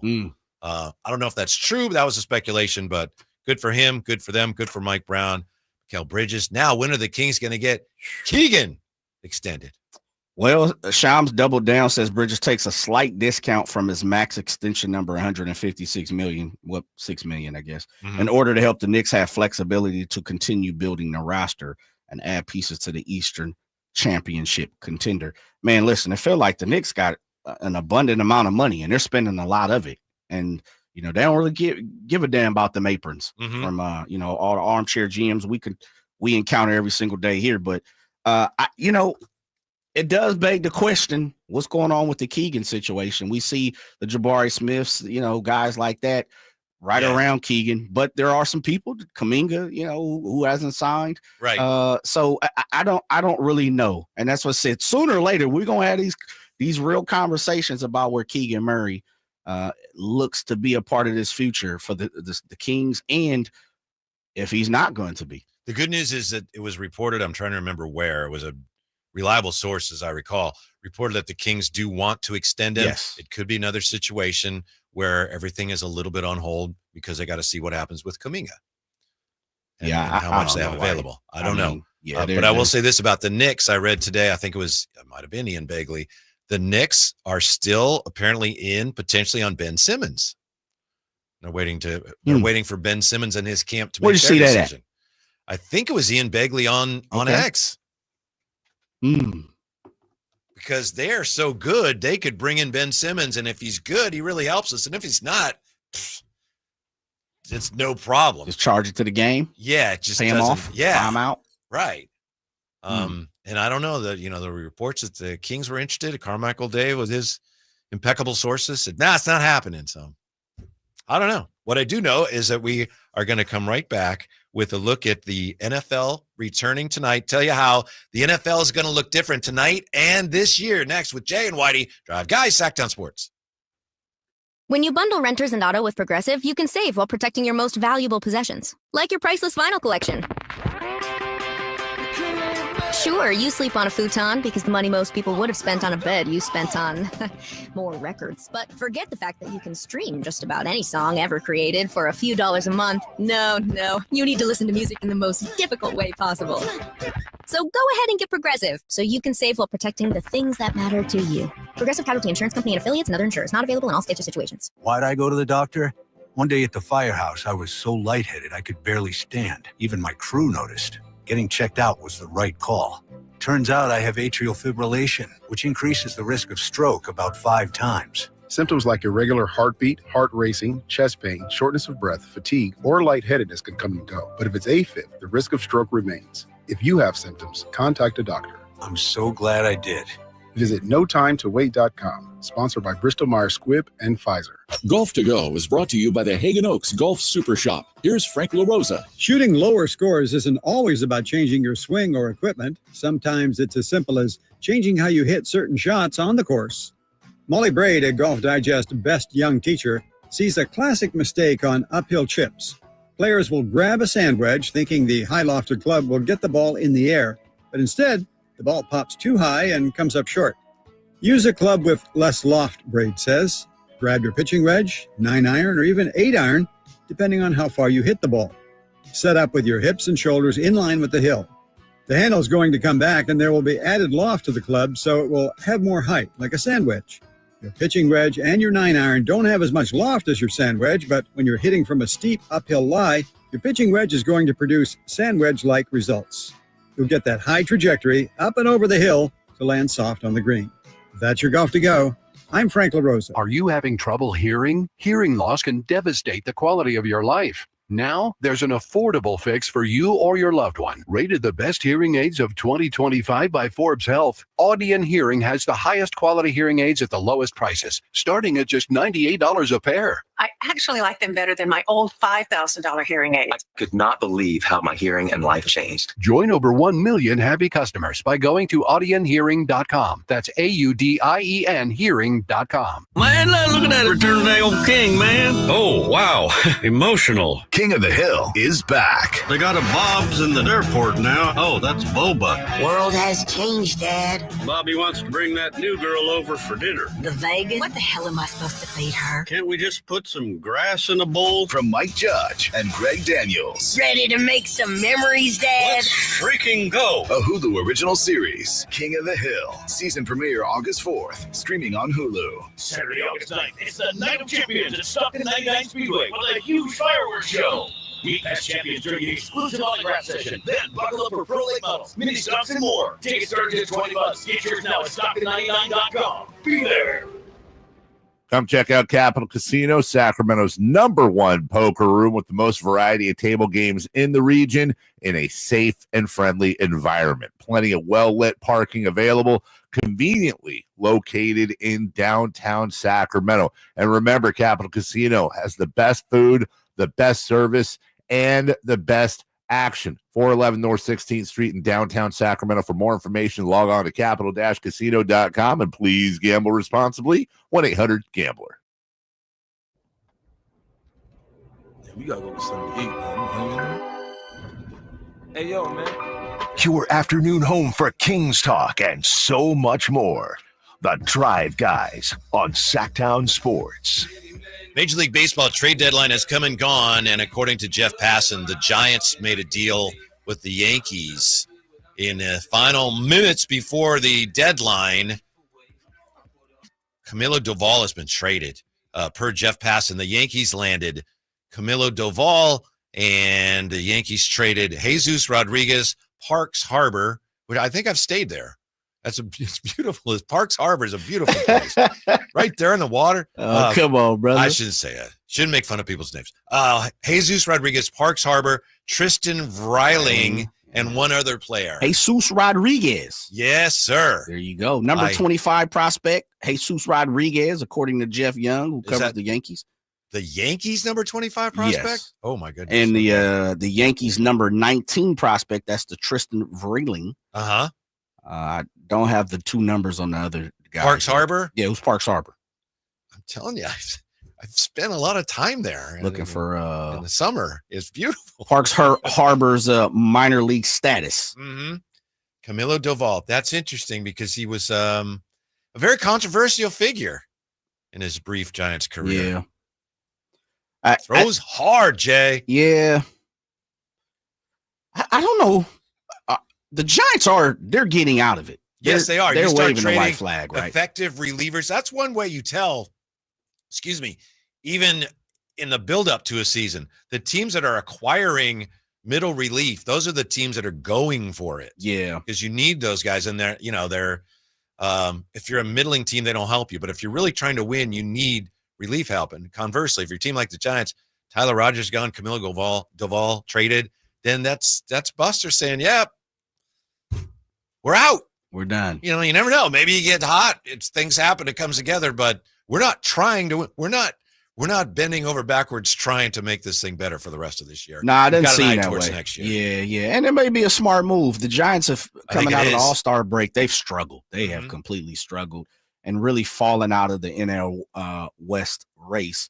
Now, of course, when you're talking about because you got so many different wild cards, you always mixed into that. And again, I always say, you put a couple of good hot weeks together, you're right back in it if you're the Giants. But I think you're looking at the writing on the wall when it comes to the way Buster is making moves.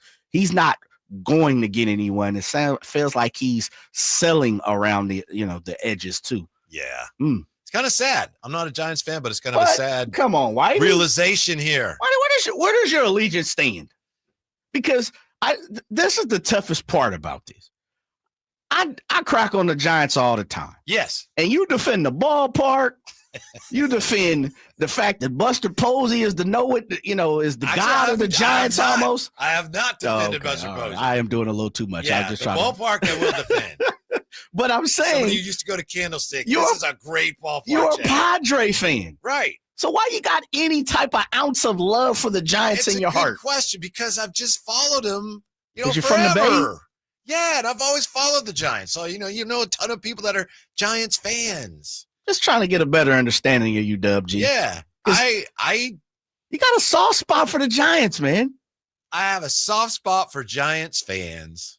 For what? Why? Because I know a lot of them. I grew up with them. But they've won used to always look at me and go, championships. why are you not rooting for the Giants? Because my mom and dad don't root for the Giants. That's right. You're a Padre, baby. Yeah. Pops was a Cardinal. That's correct. Yes, right. And Mom's was a Dodger. Yes. All right. Yeah. I don't know, man. Yeah.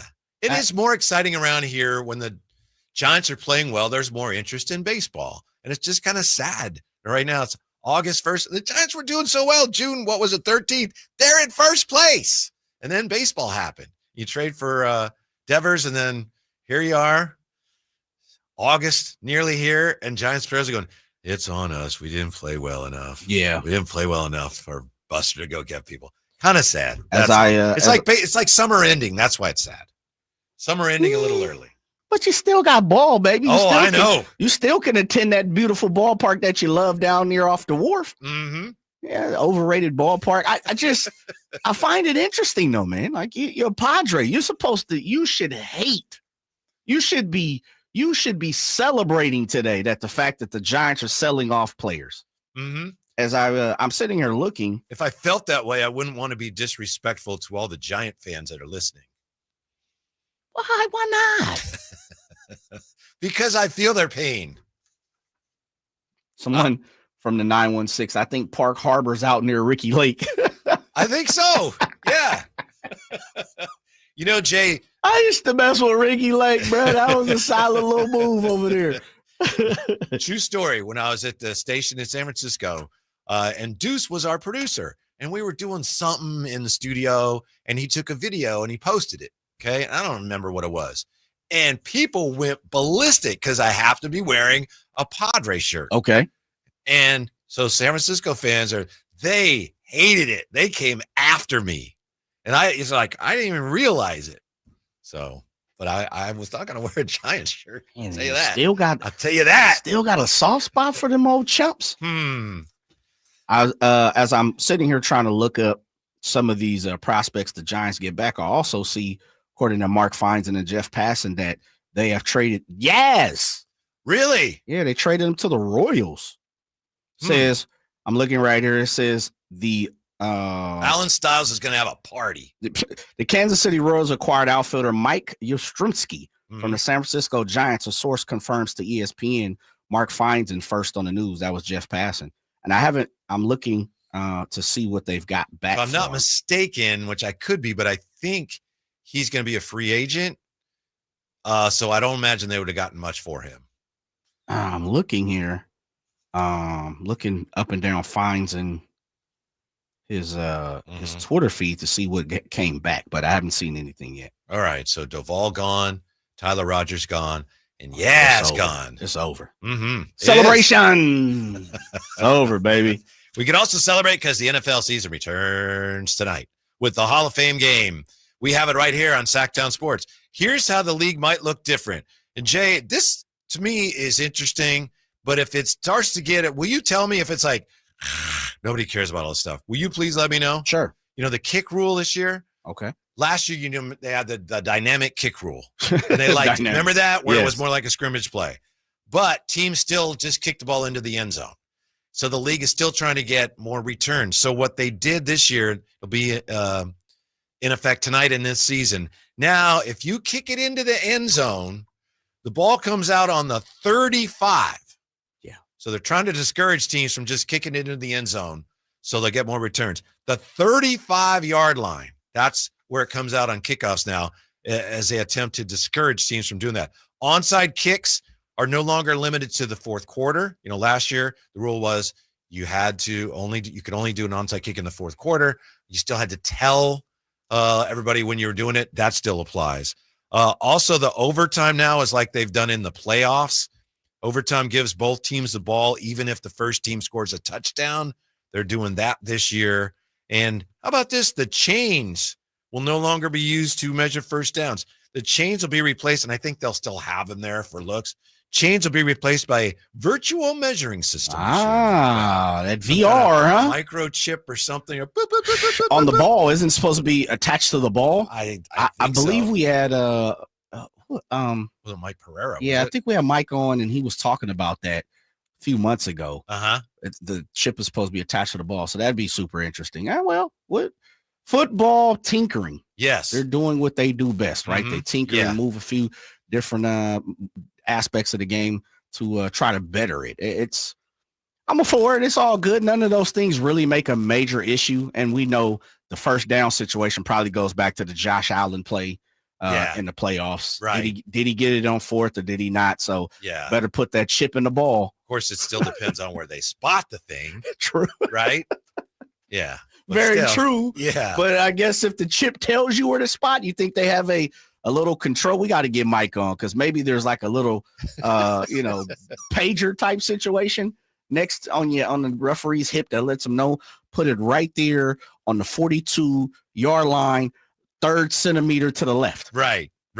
I could see how there's a controversy. By the way, the reason for all these rules is to help the league cheat for the Chiefs. That is the only reason they have any of these rules. We all know it, and some of them are more obvious than others, but that's the bottom line. Now, Anytime listen. the league changes a rule, why are they doing that? Because they want to help the Chiefs win. This is the type of hate I'm looking for when it comes to the Giants. Why can't I get this same type of ferocity towards the Giants Honestly, if you're a Padre I fan? feel badly for Giants fans. Why though? Why? They won championships. They got a brand new ballpark. They got the great Buster Posey. Barry Bonds is the greatest. Willie Mays is the why? I have to provide a balance to you a little bit. Man. Seen Brighter Sun says only Duval was under contract for next year. The other guys traded were going to be gone anyway. Yeah. So Yaz and Tyler Rogers right. We can't get something. Get rid of them. Yeah. So we'll take a few of those minor league prospects. Yeah. Someone, is this UPS? Oh, this must be UPS Chris. No, it's somebody else. Why can't you from the 916? Why can't you have room in your heart for more than one team? This is sports. That's why. It's hate. It's built on hate. That's not a good question. Yeah. What? The players do. No need for hate. No fear of change. Heck, maybe the Padres will win it all one day. Absolutely. Mm-hmm. I don't hate the Padres. I hate the Giants. I don't hate the Cubs. I hate the Giants. Mm-hmm. I don't hate the Braves. I hate the Giants. Yeah. There's just a lot of Giant fans listening too. Absolutely. You know that. Hence why I just stick the screwdriver in them just a little deeper. It's like you and me have to counterbalance.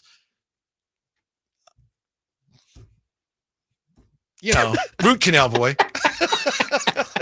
When he goes off on how bad the 49ers are, and I know it's natural, but we got to counterbalance that. KD. So when you go all in on the Giants, I got to be able to offer some counterbalance. Man, UPS Chris did say the same soft spot that you have for the Giants.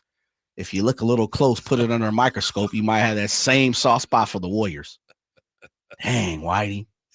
No, I would deny that.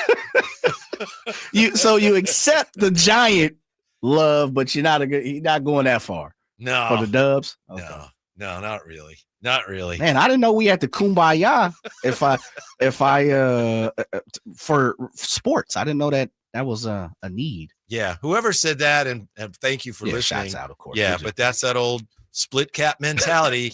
A's and Giants. Hell no. Absolutely not. Padres and Giants. Oh, my goodness. A fryer and some letters. I think I remember hearing about somebody once who had on my front of my football jersey, it's a Niner jersey. On the back, it's a Raider jersey. That's disgusting. That's disgusting. I'm not even sure that's legal. Yeah, that's moron. That's disgusting. Let me tell you. Well, at least you guys can share the S. Mm-hmm. That's what So if you want to wear a split cap, you just wear the S and then you just put an F and a D. Yeah. That's not good. Which NFL coach sits on the hottest hot seat right now? We're back with more on the NFL, and we'll see what else pops now that the trade deadline has passed. Drive, guys. Sacktown Sports. Alan Stiles here with your Sacktown Sports injury update, brought to you by DTLA Law Group. Denzel Clark, out with that right adductor strain, is going to be out until late August. Manager Mark Kotze said Clark will probably require a couple weeks from the date of his placement on the IL. Brady Basso, out with that left shoulder strain, is scheduled to throw 20 pitches upcoming in batting practice. He had been pulled off of his rehab assignment in mid-June. That was your Sacktown Sports injury update, brought to you by DTLA Law Group. It's Alan Stiles here. You injured at work? Call downtown. DTLA Law Group, California's leading injury law firm. With over 40 lawyers throughout California, they have won over $500 million in settlements. DTLA Law Group will get you compensation for your work injury. You don't pay unless they win. That's right. You pay zero upfront. Call downtown. Text injury help to 40222. That's injury help to 40222. Visit them at calldowntown.com. ZipRecruiter is the place. ZipRecruiter is the place for talented teachers, savvy software developers, and master mixologists. ZipRecruiter is the place where you meet all these people and more. That's because ZipRecruiter is the place for job seekers who are looking for new opportunities. In fact, ZipRecruiter helps 10 million people with their job search every day, so you can find the right candidates right away. Try ZipRecruiter for free at ZipRecruiter.com/free. That's ZipRecruiter.com/free. Wesley Financial Group is not a law firm, and Chuck McDowell, definitely not an attorney. This is Chuck. If someone talked you into buying something really silly and you want to get out of that silly little thing, my advice, get the facts. Call me and I'll send you our timeshare exit kit absolutely free. Inside, you'll learn how timeshare works and all your options for cancellation. Call Wesley now for your free exit info kit. 800-838-6767. That's 800-838-6767. When you stay in your home, what you love gets to stay too. From the gardens that grow wild to the grandkids that run wilder. From the Friday night baseball games to the Sunday morning brunches. Even the daily crosswords and weekly book clubs. There's room for it all with help from Home Instead, the largest in-home senior care network with over 30 years of trusted experience delivering the peace of mind you deserve. Visit Home Instead online for a better what's next. Wesley Financial Group is not a law firm, and Chuck McDowell, definitely not an attorney. This is Chuck. If someone talked you into buying something really silly and you want to get out of that silly little thing, my advice, get the facts. Call me and I'll send you our timeshare exit kit absolutely free. Inside, you'll learn how timeshare works and all your options for cancellation. Call Wesley now for your free exit info kit. 800-329-2121. That's 800-329-2121.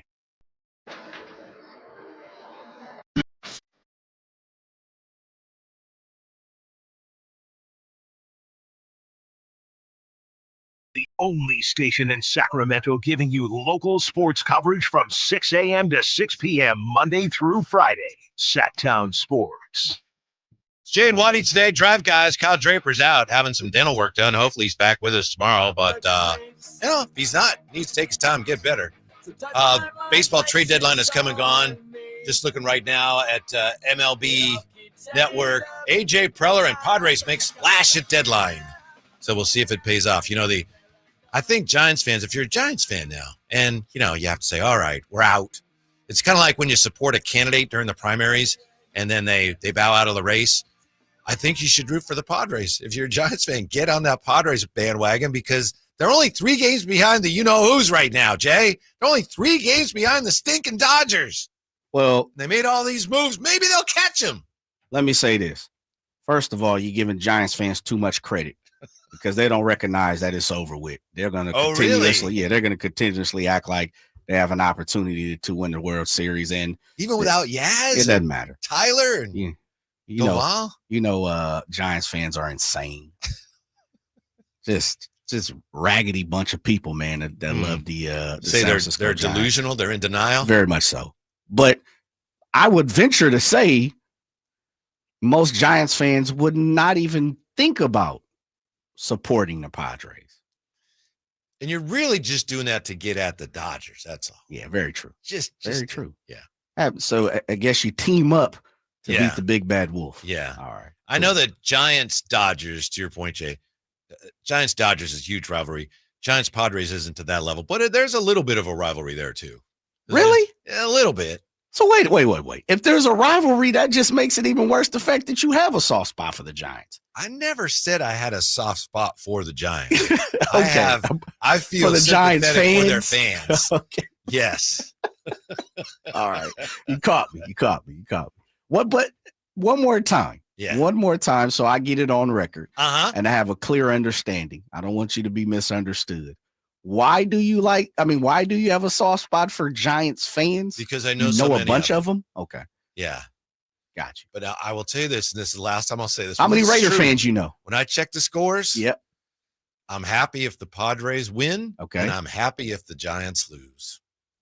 So then what do? You go console your friends? No.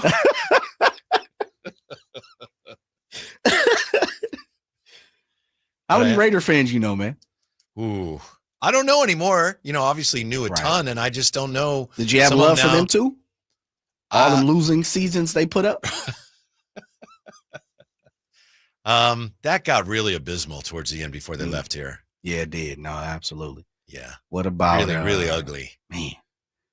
And once they left, I said I was never a big Raider fan. I say that out of respect to true Raider fans. But Sure, once they of left, course. I said, I hope they lose every game. Yeah. Once they left Oakland to go to Las Vegas, I hope they lose every game. There is something to Whitey, no doubt about this, because we almost had the Kings ripped out of our jawbone, like you had your wisdom tooth pulled out. Yeah.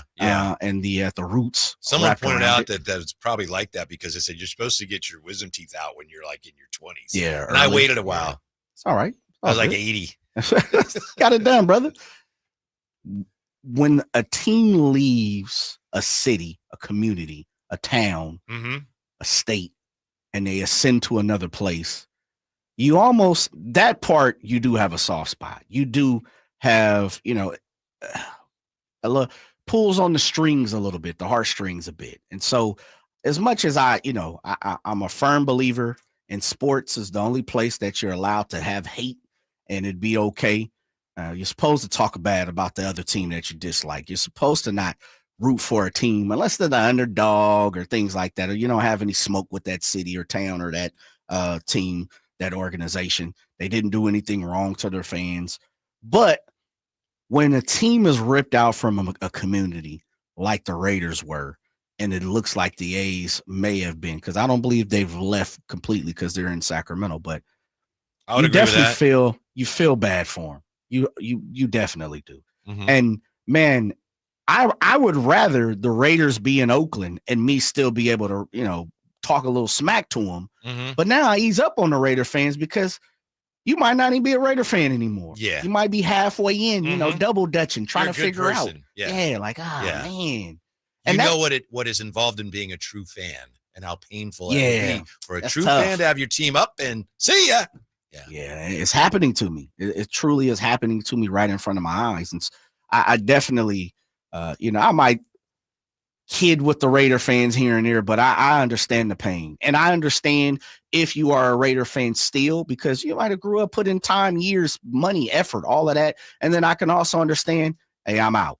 I'm down with the shield and the logo, but I just can't support them. They turn their back on me. So, I don't really mess with Raider fans too much, man, because it's a sensitive spot. I can definitely understand it being a sensitive spot. But Giants fans, please.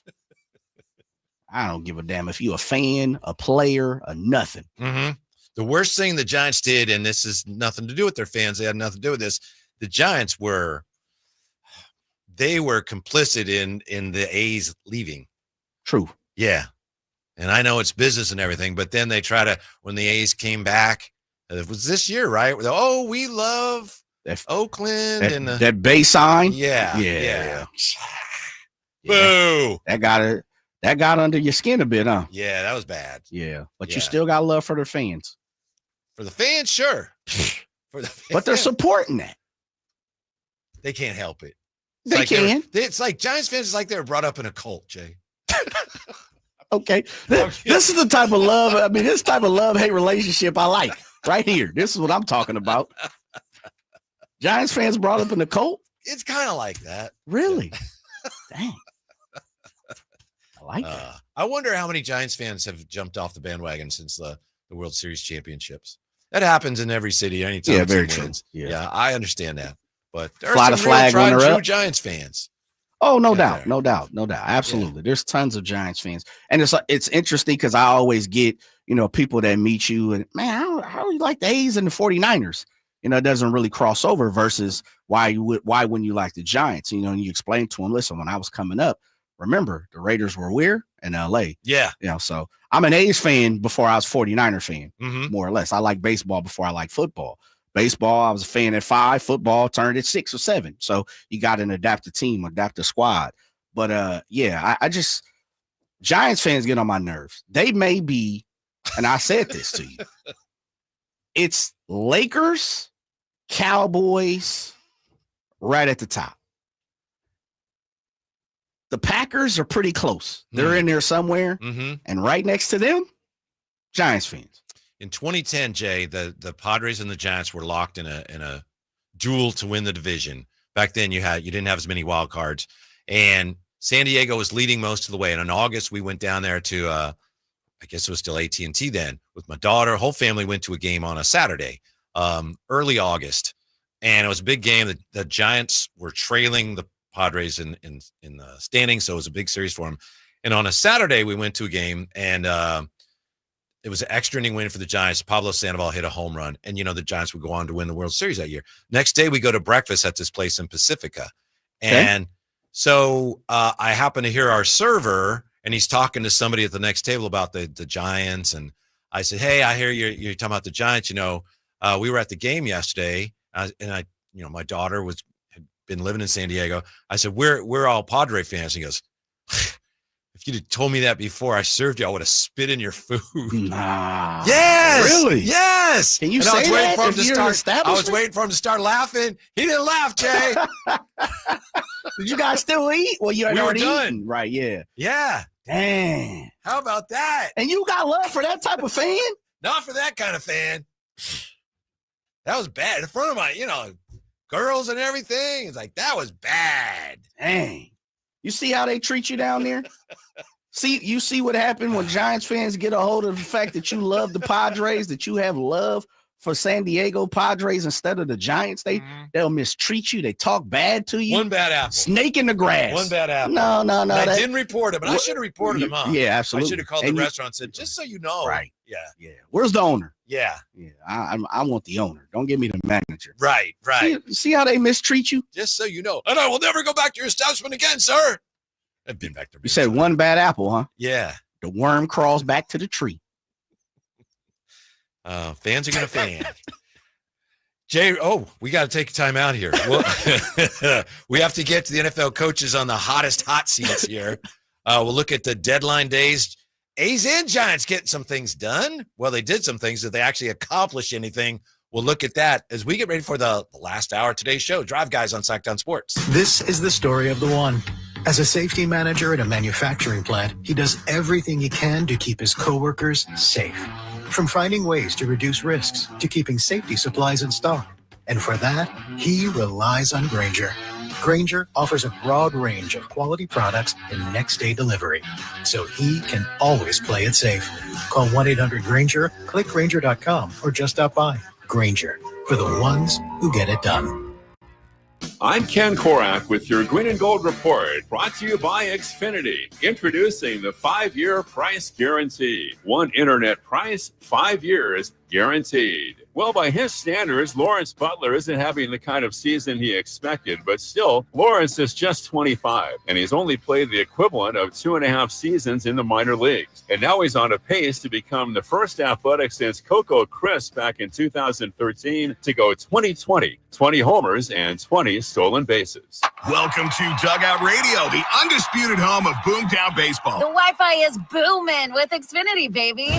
Our next caller is Stacy. How do you stay locked in on every pitch and play? We stream it all live on Xfinity Internet with low lag, 99.99% network reliability, and speeds faster than a base runner beating the throw to home plate. I stream on my TV, tablets, even my smart fridge. Smart fridge. With all those games, we gotta refuel. Stream live baseball with Wi-Fi built for the biggest moments. Xfinity. Restrictions apply. Actual speeds vary, not guaranteed. The Giant Summer Sale is here. Get giant savings on our Giant selection only at Folsom Lake Honda, your one-stop Honda shop. Looking to own or lease? Save during the Honda Summer Event and drive a brand new Accord or Civic. See all our specials at FolsomLakeHonda.com. As a family-owned and operated dealership since 2009, customer service is our #1 priority. Our customers love doing business with us, and you will too. Go to FolsomLakeHonda.com. Your one-stop Honda shop.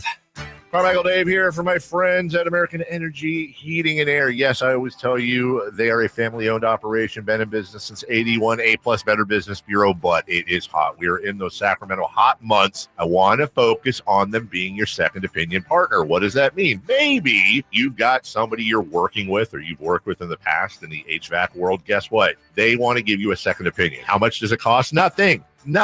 You call them up and say, hey, can I get a second opinion on this deal? They come out and they either say, wow, that's a great deal. You should feel better about that. Or they say, we can beat that price. And usually they're going to beat it by a lot. Guess what? You just saved money and it didn't cost you anything to find out. It's a no-lose situation. Go with a trusted company. American Energy, 916-520-9990. That's 916-520-9990 or AmericanEnergyAir.com. Jingle singers, take it away. Call 916-520-9990 now. Get ready for a night out with Jordan Davis.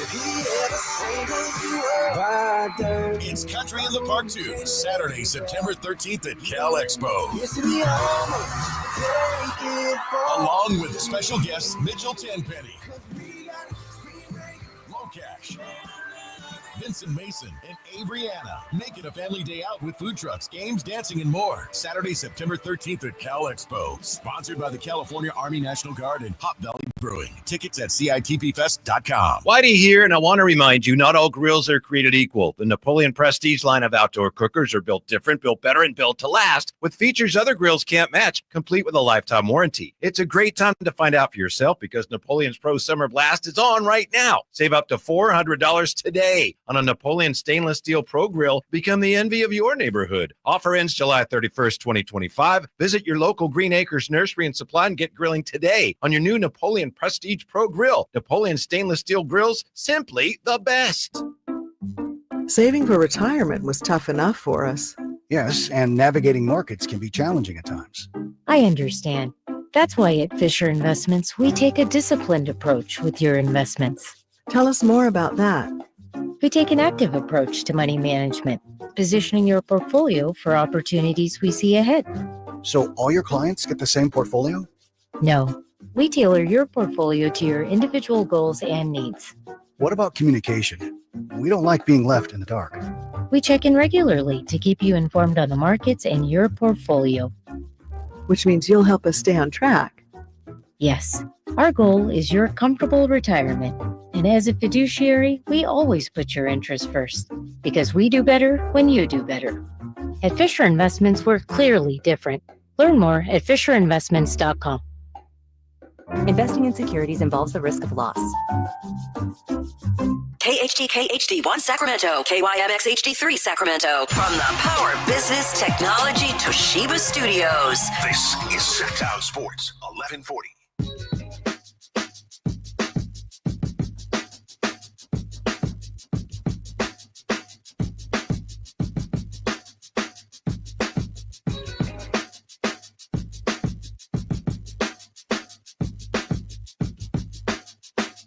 Live and local, it's the Drive Guys. Watch the show on youtube.com/Sacktown Sports 1140. Or listen on the Sacktown Sports app. To Drive Guys, Trace with the day off, hopefully back with us tomorrow. Jay and Whitey. You know, in the NBA, it's all about 3-and-D wings. Everybody wants 3-and-D wings. That's what everybody wants. Today, it became apparent at the Major League Baseball trade deadline that baseball teams, what do they want? Back-end relievers. Everybody looking for those back-end relievers, guys to pitch the late, high-leverage innings. The market went crazy today on high-end, back-end relievers, and that's why the A's ended up with a pretty good haul, it would appear, although some A's fans are upset to see Mason Miller, an all-star, traded when he was under club control for the next, 15, 16 years, whatever it was.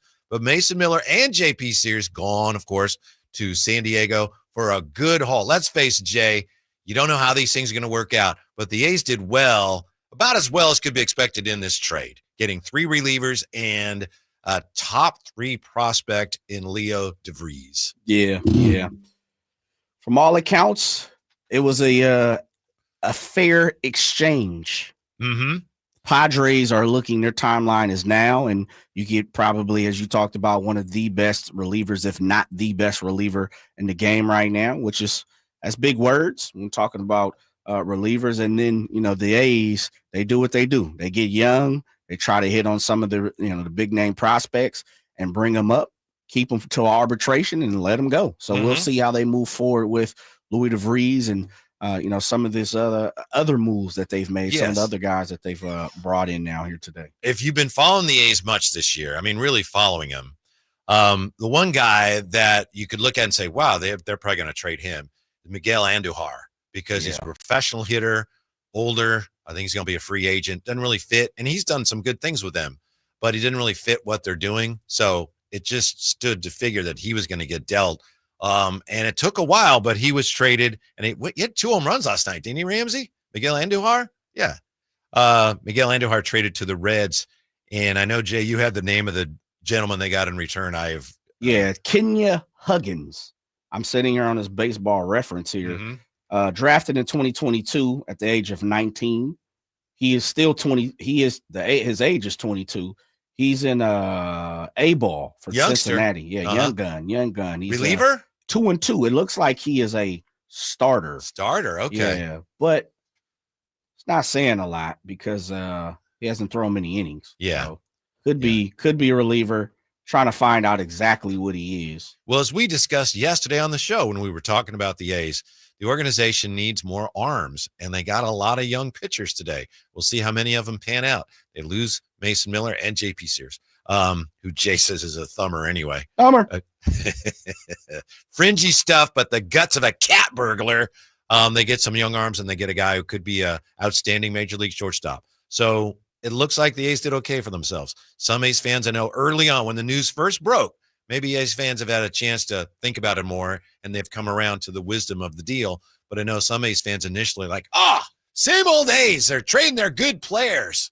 But I think you look at it now, it makes sense because the A's closer like Mason Miller for them to a degree, something of a luxury win. They're not necessarily competing for anything for the foreseeable. Maybe by the end of next year, maybe, but getting guys that are going to help them become a better team overall probably makes more sense. As far as the Giants go, speaking of relievers, Buster Posey sees, wow, everybody wants those relievers. So Tyler Rogers traded yesterday. Camilo Doval goes to the Yankees.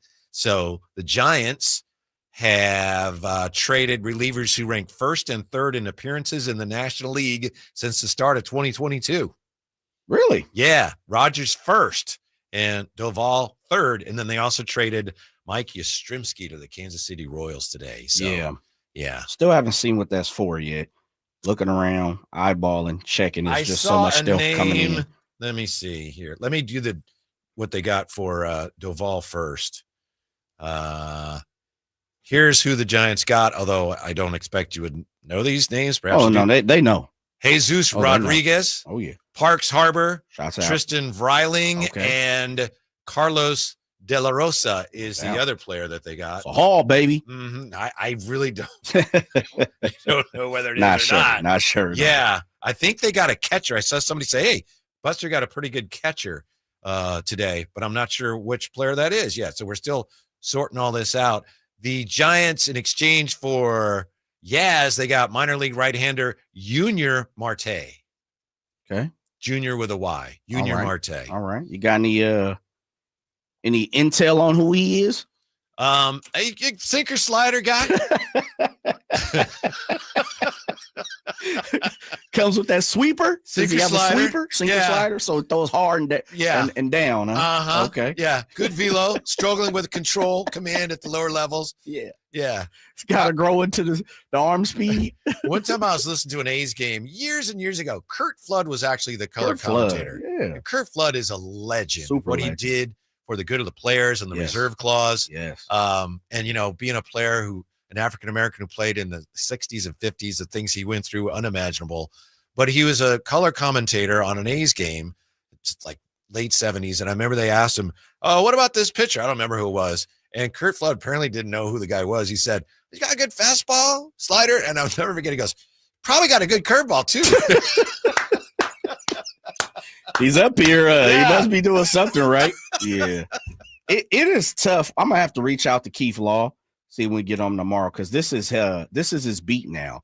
A lot of people know Keith Law from ESPN and being a huge insider. He is actually dedicated on the beat of prospects now for the Athletic. Yes. So it's Jeff Passan has moved up and they've jumped around and all those different things. But Keith Law is tied into the minor leagues. He knows a lot about these prospects. We're gonna have to see, because when he starts to throw names around, it's just that they're names. Right. They're really names. And I know I mentioned this earlier. I don't want to be redundant, but Keith Law is one of the guys who follows the minor leagues closely, who is not as high on Leo DeVries, the shortstop that the A's got back. So a guy who's not as high on him still had him ranked, I think, 13 overall in all of baseball. So he is a tremendous, tremendous prospect. Yeah, and I think Keith Law gave the A's an A for that trade. Keith know what's up. Yeah.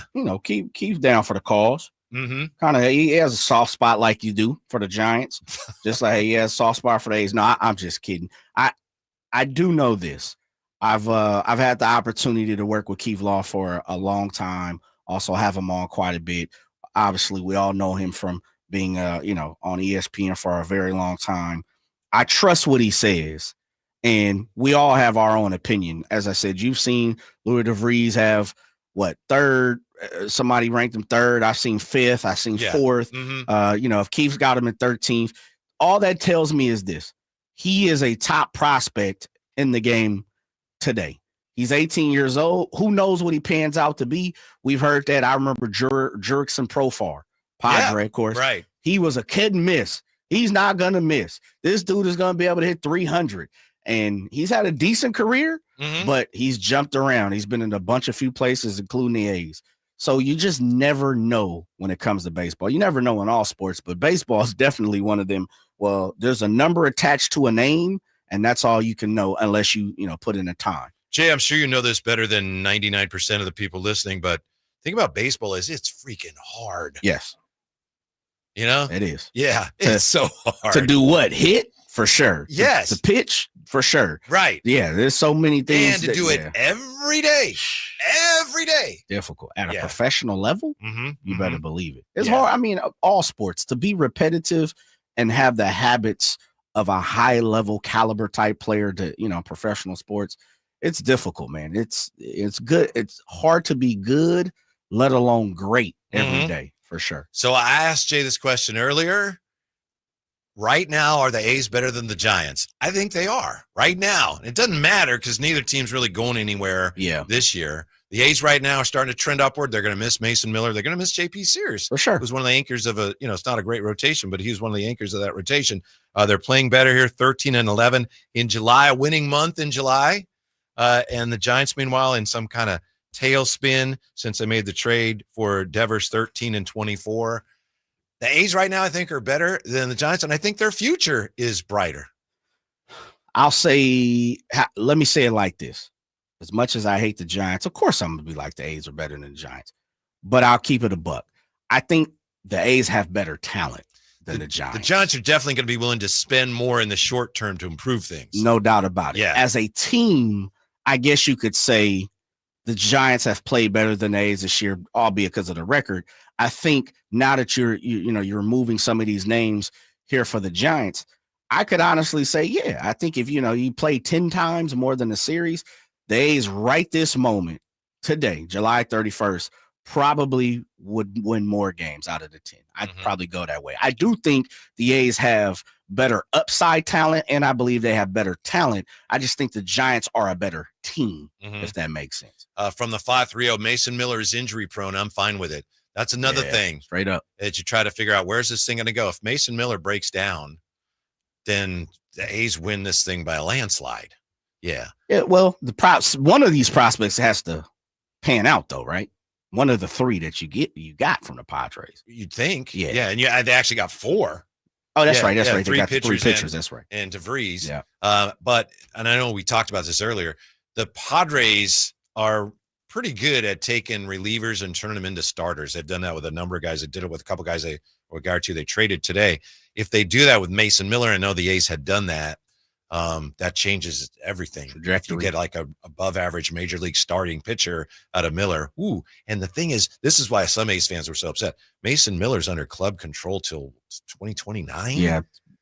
That's 2 more years. Really valuable in baseball. It is, but I think if you can garner a top whatever prospect we want to Yeah. call Louis. Yeah, I mean, it makes sense. Mm-hmm. It would be different, I think, if the A's doubled down and got someone that was, and it sounds crazy, but if they got a prospect that was 22, it doesn't fit their timeline. 18 years old? Yeah. I mean, that fits their timeline wholehandedly, right? Right. And so I think it makes sense for both teams. Now, if the Padres turn Mason Miller into a starter and he performs to the ability that he has as a reliever, I think that's different. I just don't know. And just like the fire to re-up, with him being so injury prone, you're taking a big chance, a big opportunity in doing that. I think you leave him right where you need him to be, even though, the Padres need arms everywhere they can get them. Yeah. That would be down the road. They're not going to try to convert him Not this year. this season. Yeah. Yeah. But they look around here and they see, wow, the Dodgers have struggled. They're 3 behind the Dodgers. So they're actually going to take a shot at it. Why not? We'll see. Yeah. Why not? The Padres have been that close, as I hold my 2 fingers extra close. They've been that close. Remember, you guys had them on the ropes in the playoffs. It seemed like last year you took that a little personally. I when the did, man. Padres Yeah, came up they short. folded. I told you, they folded. It's almost Padres like you had some continuously mistake fold. or something on Yeah, that. no. I didn't get my Brent Musburger on, but yeah, truly, I actually, and this is, I think I've put this in the air. If the A's leave and go to Las Vegas, I told you I'm done. I can't do it. I'm just not rocking with them. I'm not the type of person that say, well, I'm in for the shield and the logo. Nah, because they've done it poorly. They've done it disrespectfully. And I can't continue to support that. What if it got ugly for Sacramento and the A's went back to Oakland? Of course, I'm in, baby. Okay. Absolutely. Because then that would probably tell me John Fisher's out. John Fisher, I don't see any way John Fisher swallows his pride and goes back to Oakland. Right. I could see him saying, you know what? Enough is enough. Go ahead and cash me out, and then I'll let the team do whatever they want to do. I could see baseball maybe doing that because you have different people running things in Oakland. So I think Manfred has even suggested that. Susan Slusser's reported like, well, you don't have the mayor there anymore. So I think baseball, Manfred and MLB would be able to go, all right, we'll go back there. But you're right. There's no way Fisher. It's not like people in Oakland are going to go, oh, welcome back. All's forgiven. True. That's not going to happen. So, yeah, I agree with you. Yeah. He's not going back there. No, 100%. They go back there. It ain't with him. No, I'm with you. Hey, good riddance. Yeah. And it'd be, I'm all in. I'm still all in. I'm just, I'm a little scorned. As I've said numerous times, I'm scorned. And it's not so much about the team, the players, the team, the players, and even the organization. It's about John Fisher. Yeah. And it sounds crazy. Well, the organization is John Fisher, Jay. Yeah. But I'm with you in this form. You have a soft spot for Giants fans. I definitely have a soft spot for the people that's in the organization. I should have never said that. No, you shouldn't, because I'm never going to let that go. Because Giants fans are horrendous. They are a pack of hyenas. Like, they are terrible. They're not. They're literally say that, because you know what Giants fans are. Seriously though, they are a bunch who are proud and spoiled in the fact that they won 3 championships, and I can't talk about it. All I could do is hate on it. They got their 3, but they forgot about the whole 60 years prior to that. And it's like, and we've had people call in. They're like, oh, Jay, you're just mad and upset. You damn right I am. Because you guys have forgotten. Here we go. Yeah. You've forgotten where you came from. You were on the same playing field. Washed all those bad memories away. Jay. Yes, man. And I get it. It's supposed to. But you are on the same trajectory as the Red Sox, the same trajectory as the Cubs, who hadn't won in damn 100 years. Mm-hmm. It was you, the Cubs, and the Red Sox. So all of a sudden, for generations, people have been born and passed away, unfortunately, and didn't see a championship. But now all of a sudden, y'all the greatest organization to ever do it. Yeah. Man, stop it. All those teams stop it. And this is the thing. This is what I tell Giants fans all the time. Because what do? They attack you with the 3 championships. Jay, you're upset, man. You're mad. You didn't win the championship. But I said you didn't win for 70 years almost. Mm-hmm. Guess who was winning throughout them history? And then what they try to tell, oh, you're bringing up stuff in the 80s and the 70s. Well, yeah, guess what? Y'all was losing.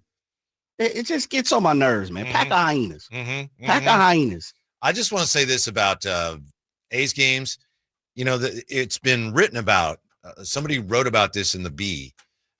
Gentleman wrote that he was out there and he tried to get a Sacramento chant going and it didn't go far and just didn't catch on. And he also was very upset about the sell chants and let's go Oakland. And This is Kyle Draper? Kyle Draper said that too, but somebody has. I didn't want to say Kyle because I don't want to like counter him when he's not here. But a gentleman did write about this in he would do it to you. Yeah, he would, wouldn't he? We've talked about this already. I know. But I don't mind that at all. And I think if you're just from Sacramento, maybe you never went to an Oakland A's game, I think you need to understand where Oakland fans are coming from and what they've been through. And don't take it personally. It's not anti-Sacramento. It's like, that is the Oakland A's and what they've been through. They should be in Oakland. And people chant, let's go Oakland. Just, you need to roll with that and be respectful of that. If you're, oh no, this is Sacramento now. They don't even want to be in Sacramento. Yeah. I know, it's man. not our team. It's not. It'd be great if it was, but it's not.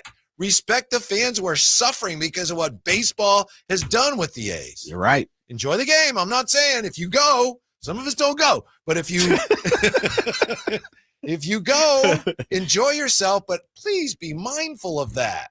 Yeah. That's not shake it off. No, it's not. It's not. And that's why I say that as much as I couldn't stand Raider fan, I feel for him. So I don't jump on them as much. Yeah. Because they literally had the team uprooted and it's tough to see it. And that's the way I'm starting to feel. Somebody asked me this, and this is where I was going until you got me on my soliloquy, my diatribe about the Giants fans, pack of hyenas they are. They're decently ranked in the food chain. They fill that place, Jay. I'll tell you that. Well, I was watching this week against the Pirates. Like, there's a lot of people in that. By the way, beautiful ballpark. Oh man, I see you picking at me. I see where you're going. But someone asked me 2 or 5-3, who you going to root for? You jump in ship. You know who I'm looking at? And I've always had a soft spot for them. The Padres. Mm-hmm. I like the Padres. I like they're young, they're brash, they play with an attitude. They definitely fold up like church chairs when it's all said and done. But I like the way they play. I do believe they spend money. They're trying to win. That's it. They've been on the cusp. They try to make moves. Yes. They're not sitting still. They're not standing pat, sitting on their hands. Now, it hasn't panned out, but I do think they're genuinely trying to win a championship. They are. Yeah. And not enough teams in all sports do that. Yes, absolutely. Right. It's the Athletics. And that's why that place is full. That place is hopping, Petco. Best ballpark in Cali. It's one of the probably number 2. To what? Grizzly Field down in Fresno or what? Anaheim Stadium. Yes, sir. Okay. Just checking. Yeah. Oracle is a beautiful park. Man, Whitey. I have never rooted for I don't root for the Giants when they go there. I root against the Giants, but it's just objectively a beautiful park. It is. You ask around, why is the Oracle, which stole the name, by the way, the Oracle, the best ballpark? They're just secondhand type fans. Uh-huh. You see what I'm saying? Uh-huh. Hyenas. I don't think the fans had a lot to do with the name of the park, but okay. Maybe. I don't know. But, or I should say secondhand type organization. When you go to the Oracle, you love the ballpark. You believe it's one of the better ones, if not the best in the league. You want the Giants to lose, but they lose, and then you tell the fan, I got a shoulder to cry on. It's not making sense, Whitey. Yeah, I don't trying to figure it out, man. I'm not happy that Giants fans are unhappy. They're struggling with it. I may be personally happy the team is losing, but I'm not happy that they're unhappy. Yeah, man. Look, I only kid. We know we got love as someone that's born and raised in California, and had an opportunity to live out of state and play ball out of state and have friends, who believe like the state of Texas is God's country. That's what they call it. And I've battled. I've even had to say, well, we got the Giants and we got we got the Lakers and all that good stuff. That doesn't come out of my mouth. Mm-hmm. But I definitely can respect the fact of Giants fans rocking. They are a respectable bunch because they do put on for the squad and the organization. And the ballpark, all kidding aside, is probably like 10th in the league. In the league? Yeah, man. In the league? Yeah, I mean, you got a nice ballpark down here in West Sacramento. I'll tell you something. How I knew that my son-in-law, and he wasn't my son-in-law yet, but how I knew, like, okay, he's a good guy, Darren, and he is a great guy. We were down at a game in San Diego because they were down in San Diego. My wife was there, daughter Lonnie, big Padre fan, Padre hat, and Darren's a Giants fan from San Jose. So we go to a game down there, and the place would be crawling with Giants fans. This is around 2009. So we go to a game, and we're all excited, like, hey, who knows what's going to happen? And Hunter Pence goes off, and the Giants score like 7 runs in the second inning. It's like the 4th inning, and the Giants are up like 10-0. My daughter's just crestfallen. And Darren, who's a Giants fan, if it were me, I'd be going, yeah, right? If you're a Giants fan, if that's your team. Sure. Yeah. And he reached over, didn't know I saw him, and he reached over and he was like consoling her. Okay, that's a good man. Yes. Yeah. Because her team was losing. It was his team beating him. But he very genuinely was like, I'm so sorry. And I was like, all right, that's a good guy. Yeah, but see, let me separate the two for you. Yeah. Now he's your son-in-law, correct? Yes. Okay. See, that's a good human being. Yes. That's a great person. Yeah. Fantastic guy. Not a fan. You got to be able to separate those things. That's all I'm saying is at that moment, he wasn't thinking as a Giants fan. He was thinking as a soon-to-be husband, relationship, significant other. But once she's okay, as you say, crestfallen, once bounce back, put, stuff her full of them spicy fries they got down there. You stuff her full of that and, bring her smile back. Then all of a sudden they just lose it. Giants fans, man, rabbit, man. They don't know how to act. Yeah. The other thing I remember about going down there with them is my daughter got a salad and we go and about $4,000. Yeah. And she eats some of it. It's like it didn't have what it was supposed to have. Of course it so did. She brings it back to this was at Petco. She brings it back. Like, this was at Petco? Yeah. Oh, this was 5-star salad then. My bad. And she's like, yeah, this didn't have whatever supposed to have in it. And the guy's like, okay, gives her the money. And then he takes it and just puts it back with all the other salads that he was going to sell. Why? You don't say that, man. Why you? Well, you're supposed to be for Padres. Like, wait, what? Check we might check your Padres fan card. Yeah. He's like, yeah, okay, no problem. Here you go. And then he put it back and maybe someone else bought it. We'll come back and look at Trey Lance. He's playing tonight. Tell you what he has to prove. Maybe you can tell us what he has to prove next on Sacktown Sports. ZipRecruiter is the place. ZipRecruiter is the place for talented teachers, savvy software developers, and master mixologists. ZipRecruiter is the place where you meet all these people and more. That's because ZipRecruiter is the place for job seekers who are looking for new opportunities. In fact, ZipRecruiter helps 10 million people with their job search every day, so you can find the right candidates right away. Try ZipRecruiter for free at ZipRecruiter.com/free. That's ZipRecruiter.com/free. Drivers who switch and save with Progressive could save hundreds. With that kind of money, you could go big time and skip the regular line at the airport and pay for speedy security. Imagine not having to quickly unpack and pack at the place you already came back to. And wearing your shoes the whole time you're there? You can't put a price on that kind of luxury. Well, actually you can, and you paid for it. Switch to Progressive and you could save big time for speedy security. Progressive Casualty Insurance Company and affiliates, not available in all states. Potential savings will vary. If you're 55 or older and into that whole saving money thing, T-Mobile has an exclusive phone and internet bundle just for you. Right now, get 2 unlimited phone lines plus 5G home internet for just $30 each per month with autopay, plus taxes and fees. And with 5G home internet, setup is easy with just one cord and no technician needed, which is great if you're also into that whole keeping it simple thing. Switch now and experience the best mobile network in the U.S. Visit your local store to start saving. T-Mobile, it's better over here. Based on analysis by Ookla of speed test intelligence data Q4 2024 to Q1 2025. Ookla trademarks used under license. Unlimited on our network. Customers on voice plan may notice speeds lower than other customers and further reduction if using more than 50 gigs a month due to data prioritization. Video streams and SD on this plan. Home internet pricing after $20 a monthly bill credit plus $5 per line without autopay. Debit or bank account required. See 5G device coverage and access details at T-Mobile.com. Grab the keys to a new Toyota because your next adventure is waiting at your Toyota dealer. Get ready to tear it up and explore this summer like you mean it. Right now, get a low-cost lease on 2025 Tacoma or get $3,000 cash back on 2025 Tundra. Plus, check out the all-new 4Runner. Now's the time for those who know adventure goes off-road. Don't miss these deals. Head to your Toyota dealer today. Toyota, let's go places. Offers available through TFS to buyers with premium ready credit. Cashback available through TMNA and cannot be combined with other offers. Offers end 8/4/25. You waited a lifetime for this moment. Now it's time to celebrate. The official collection. The Oklahoma City Thunder NBA champions.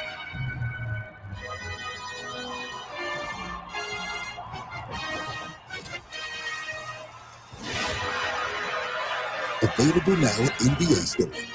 A Fanatics experience.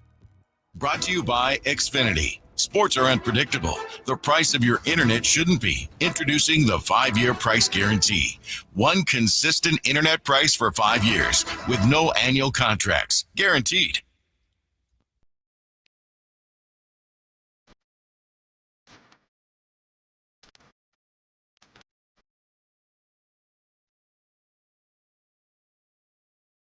The Tribe Guys powering your afternoons Monday through Friday on Sacktown Sports. How about this, Jay, from Athletics Baseball in the chat? Says, I like that you guys are talking baseball, even if y'all don't know the X's and O's. I appreciate that you'll at least talk about it. Bait not taken. Yeah. That's no, fine. no, Okay, right. thanks. Right? Okay, good for Hate, you. baby. It's the hate. Yeah. I love it. Now, what was their tag? What was their name? Athletics Baseball. Yeah, might need to check they card too. Mm-hmm. MLB Trade Deadline 2025 biggest winners and losers according to Dave Schoenfeld. Big winners, Seattle Mariners. Other winners, Phillies, Mets, Astros, Athletics. Yes, sir. Put it in the air. The Miller for DeVries trade, one of the more shocking we've seen in years. At 18 years old, DeVries is holding his own at high A. OPS 60 points above the Midwest League average, blah, blah, blah, blah. Anyway, this is a potential franchise-altering move. Agreed. I think he has superstar written on all over him. And if you do the research, you do the reading, you hear people, as someone said, man, Keith Law don't know what's going on. They has no clue this guy is an absolute animal. You do all that you can to know who this guy is, Louis DeVries, and everybody is close to saying he's a can't miss prospect. Like, he will be in the league by time he turns 21. And so if you can, and we started the show with this, as much as A's fans are upset, well, at least the ones you've seen, I didn't see too many, that are upset that Mason Miller was traded, he's a reliever. Right. He is a reliever. They change like we change clothes every single day.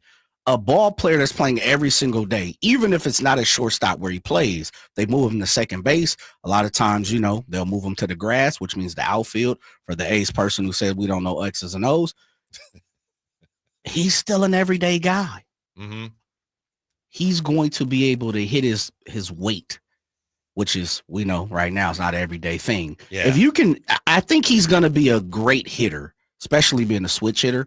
We'll see how it pans out defensively, but I think he's going to be a person that you're going to give an opportunity for a couple of years, even if it doesn't look like he's going to pan out, because he's highly rated. He's definitely highly rated. I saw last week, I was in Emran's store, and he had a Leo DeVries autograph. Snap it up. No, because it's $400. Oh, man, that's so chump change to you, This is how highly regarded this player is. But, for San Diego, they've got some older players they're trying to win now. Leo DeVries is 18, so it's like the timeline doesn't fit. It'd be like, that's why Carmichael Dave doesn't buy green bananas anymore, because you never know. What? By the time they're ripe, Dave might.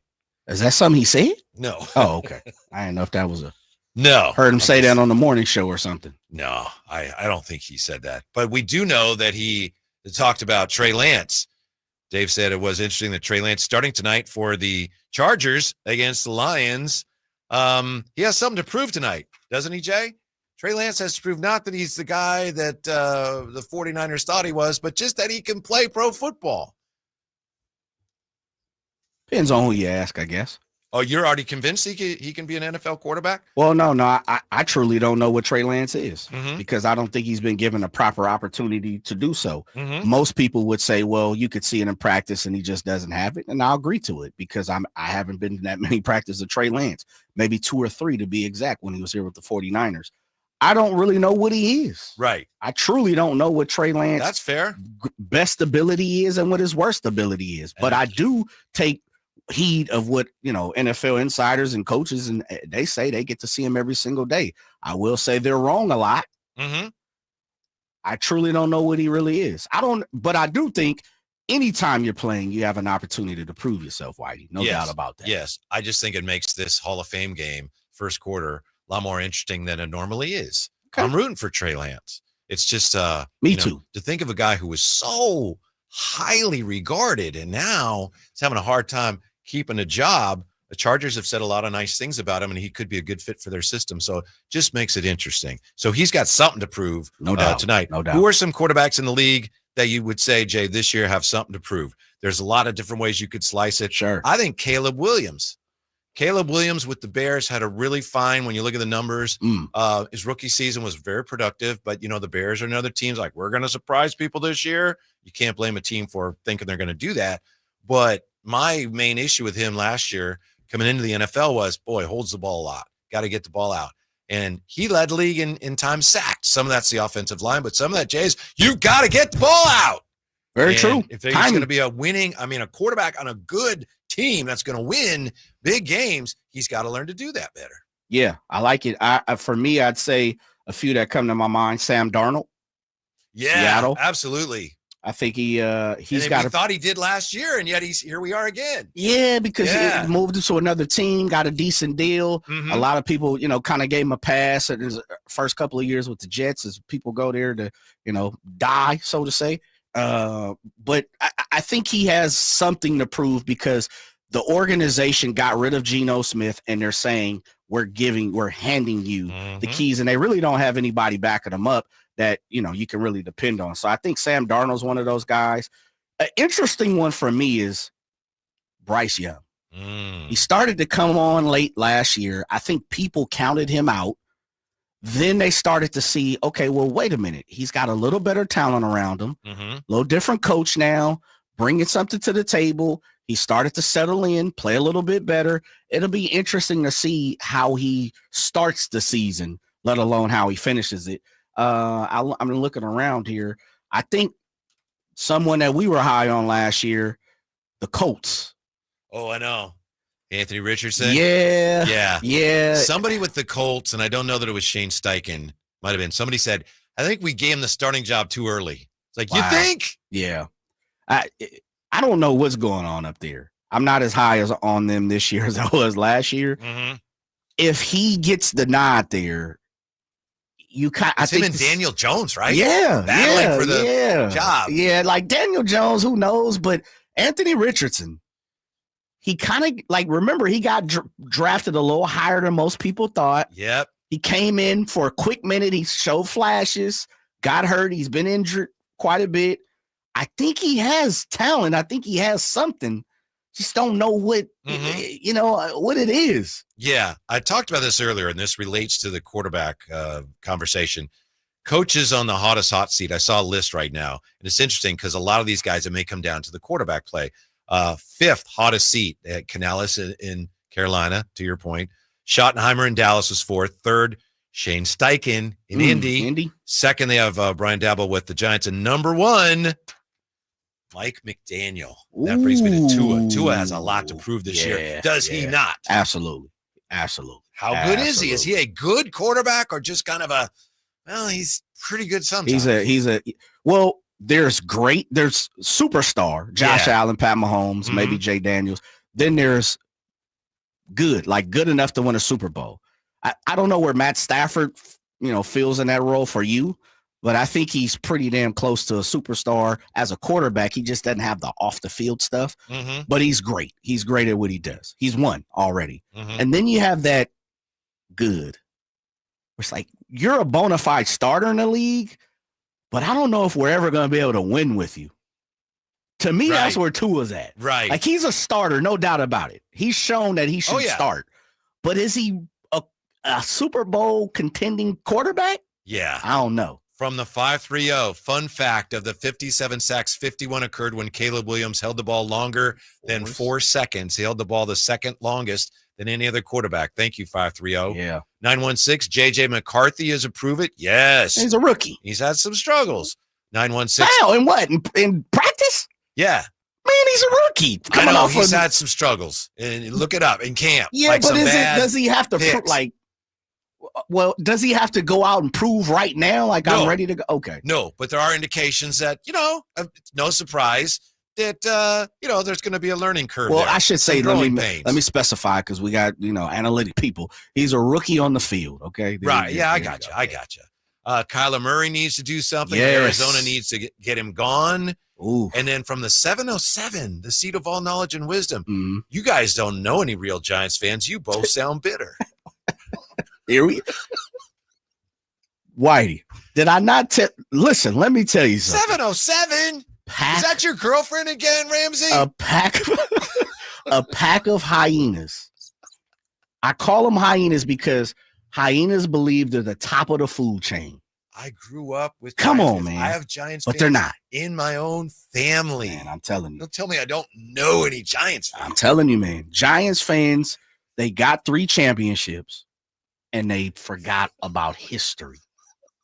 You talk to 3 them. championships in 5 years will do that, Jay. Let's be honest. Listen, I'm not sitting. No, it shouldn't. It shouldn't. We didn't forget about other things in history because you won a world championship. Just saying, man, hyenas. They believe they're at the top of the food chain when they're really not. But they were not that long ago. Who's going to be at the top? How long ago was that? Boy, it's been a while now. Guess what? I'm just getting ready to say, ain't we inching up on a decade? Remember when it was that? I'm just Hey, saying. it's an even year. Look out. Here we go. Yeah. And that's why I said, of course I'm hating on Giants fans 707. You should hate on me. I'm an A's fan. Absolutely. That's what sports is about. But how soon we forget, all of a sudden, we pushing up on 10 years, y'all ain't got nothing done. I don't know. It's 11 now, right? Why do you call it how you see it? I'm calling it how I am. Ramsey, are you up for the Whitey's Wayback Machine quiz? Can you take him on, Jay? Is a question about the Giants in there? I don't know that there is. All right, just checking. Because if so, I see what I'm getting ready to have to do. There's not. I don't think. Or is there? I'm getting ready to have to boycott everything that has to do with the Giants here. You're so bitter. You sound bitter. Yeah, Whitey's Wayback Machine quiz next on Sacktown Sports. Save $12,000 off MSRP. Every new 2025 Silverado 1500 5.3 liter at Maida's Elk Grove Chevy after all rebates. And Maida Chevy has one of the largest selections in the Sacramento area. Plus $12,000 off new Silverado exclusively at the Maida Chevy Silverado Super Center. Now that's big, huge. See them all at MaidaChevy.com. Together, let's drive. Excludes work truck. Must trade in 2011 Chevy car or truck. Not available with special financing, leasing, some other offers. Made a great deal at Maida. Fargo, your virtual assistant from Wells Fargo, makes banking faster and easier. Like this. Fargo, what did I spend on groceries last month? And this. Fargo, turn off my debit card. And this. Fargo, what's my checking account routing number? And that's just the beginning. Do you, Fargo? You can in the Wells Fargo mobile app. Learn more at wellsfargo.com/getfargo. Fargo is only available on the smartphone versions of the Wells Fargo mobile app. Wells Fargo Bank N.A., member FDIC. Whitey here, and I want to remind you, not all grills are created equal. The Napoleon Prestige line of outdoor cookers are built different, built better, and built to last, with features other grills can't match, complete with a lifetime warranty. It's a great time to find out for yourself because Napoleon's Pro Summer Blast is on right now. Save up to $400 today on a Napoleon Stainless Steel Pro Grill. Become the envy of your neighborhood. Offer ends July 31st, 2025. Visit your local Green Acres Nursery and Supply and get grilling today on your new Napoleon Prestige Pro Grill. Napoleon Stainless Steel Grills, simply the best. Saturday, August 9th, it's the Night of Champions at Stockton 99 Speedway with a huge fireworks show. Meet past champions during the exclusive autograph session. Then buckle up for pro late models, mini stocks, and more. Tickets start at $20. Get yours now at Stockton99.com. Be there.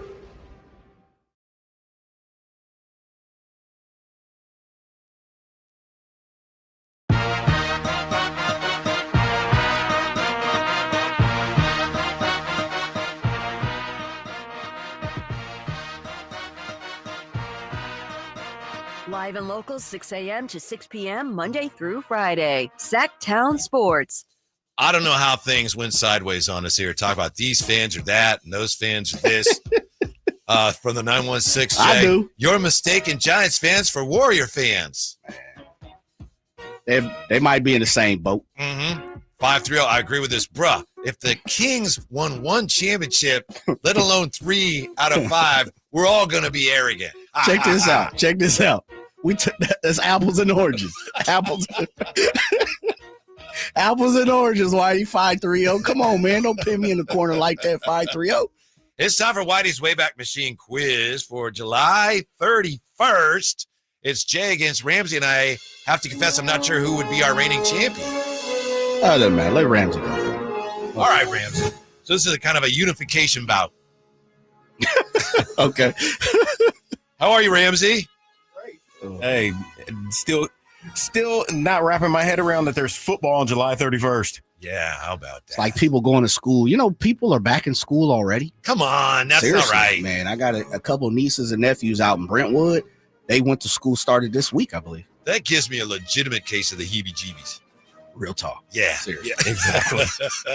All right, here's what we have for July the 31st. Brought to you by Lee's Air Plumbing and Heating. Ramsey, your choices are here. We have 1972, 1978, 1988. We also have 1990, 1993, and 2007. Everything in the quiz has to do with something that happened on this date or is related to something that happened on this date in these years. So where do you want to start, Ramsey? 72, 78, 88, 90, 93, 2007.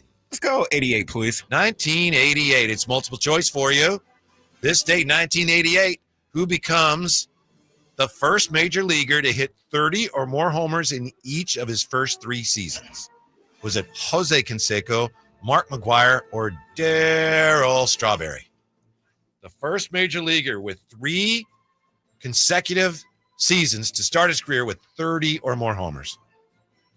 I'm going to go Jose Canseco. He's got it. Jose Canseco is correct. That's 1-0. Ramsey, over to you. Jay, 72, 78, 90, 93, 2007. Let's go 1993, the years the A's lost to the Toronto Blue Jays. All right. 1993. It's closest to. Better not ask me about that series. Let Ramsey go first. All right, Ramsey, you're up first here. 1993, this date, the A's trade Ricky Henderson to the Blue Jays. Here we go, man. See what I'm saying? In 25 seasons, Ramsey, how many different teams did Ricky Henderson play for? Major league teams. He was traded to the Blue Jays this day, 93. And, he played for a number of teams more than once. We're only counting each team one time. But in 25 seasons, how many different teams did Ricky Henderson play for? Ramsey with the 1-0. Major league teams. Yes, sir. Okay. Thank you. Major league teams. I'm going to go 10. 10? Jay, over to you. Man, all right. That's not the correct answer. Can you get closer? A's trade Ricky Henderson to the Jays this day, 93. In 25 seasons, how many different teams did Ricky play for? Ramsey says 10? 11. I think it's 12. It's 9. Oh! 9. And the one that people tend to forget is the Angels. Angels? No, I had the Angels in my head. And he had the Yankees, Red Sox and Dodgers, Padres, Seattle Blue Mariners, Jays, Mets. Yeah. Ramsey has to do nothing. Oh, no. Hey, man, okay. I'm thinking, did I miss somebody? What did I miss? I don't know. I'd have to look it up. Rangers? Yeah. No, he never played Never for the Rangers. All I know is Ramsey 2, Jay not yet on the board. And you're up, Ramsey. 72, 78, 90, and 2007. Let's go 1990, please. 1990. It's multiple choice for you. Darren Dalton. Oh, no. If you ever do that, I have to give you like 7 points. But Ramsey, this day, 1990, Nolan Ryan of the Rangers joins the 300-win club. Question is this. Who most recently joined that club, winning his 300th game in 2009? Was it Randy Johnson, Tom Glavine, or Greg Maddux? Who's the most recent member of the 300-winning club? Nolan Ryan joined that club this date, 1990. Randy Johnson. Randy Johnson is correct. That's right. Yeah. Yes. He did it with the Giants. Yeah, I was right. That is right. That was Ramsey easy. has a 3-0 lead, Jay. For that weak team. So, yeah, there was a Giants question in there. I know. Yeah. Told you, it's an asterisk by this game. I'm no longer playing for Giants fans who who hate us, and you love them. Yeah. Yeah. You just assume they're new alternate uniforms. Whenever they get them, just say hyenas on the front. Hyenas. All right, Jay, you got to get going. All right, here we go, brother. Here we you got to sweep the board just to get to overtime. Here we go. 72, 78, 2007. I'm going long range. 70. You said 72 or 3? 72. 72. All right, 1972. It's multiple choice. What Hall of Fame slugger on this date in 72 hits 2 inside the park home runs in a win over the Twins? Something only 6 other players had ever done. What Hall of Fame slugger on the state 72 hits 2 inside the park home runs in a win over the Twins? Hank Aaron, Dick Allen, Reggie Jackson. Dick Allen. He's got it. Yes, sir. Yes, sir. Yes, sir. Wow. That's well done. That was a tough one. Did you know that, or was it kind of a one. Wow? Yeah, I actually knew that. Good for you. Yeah. Ramsey, you're up 3-1. You could clinch here, but Jay is coming. You could, if you listen closely, you could hear his footsteps. But you could lock him out, Ramsey, and lock this thing down. 1978, 2007. Well, let's go 2007, please. 2007. It's the closest to. I'll let Jay go first. All right, Jay. Kevin Garnett, this day 2007, is traded from Minnesota to Boston. Okay. Kevin Garnett played 21 seasons in his career. How many other players have played in as many as 21 NBA seasons? 21? 21. Wow. As many as 21 NBA seasons, other than Kevin Garnett. 2007, KG traded to Boston. 21 seasons. How many other players have played in as many as 21 NBA seasons? Ramsey has a 3-1 lead. He's trying to lock this down, but Jay got a little comeback going. Can you keep it going? In the NBA, not ABA. Or that is just correct. Professional basketball. It's NBA. Okay. Yeah. ABA doesn't come into play on this question. Back then, guys couldn't. They just didn't play that long for the most part. Yeah. He's taking his time. I'll say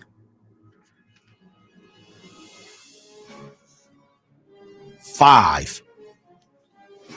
That's correct. Yay! How about Speak on it. Speak on it. Vince Carter, Dirk Nowitzki, Kevin Willis, Robert Parrish, Vince Carter, and LeBron. Yeah. Okay. Yeah. I couldn't remember Kevin Pierce, but I had 4 of them. Yeah. Yeah. Good I job. just went up one. Uh-huh. There you go. Woo! So Ramsey comes down to.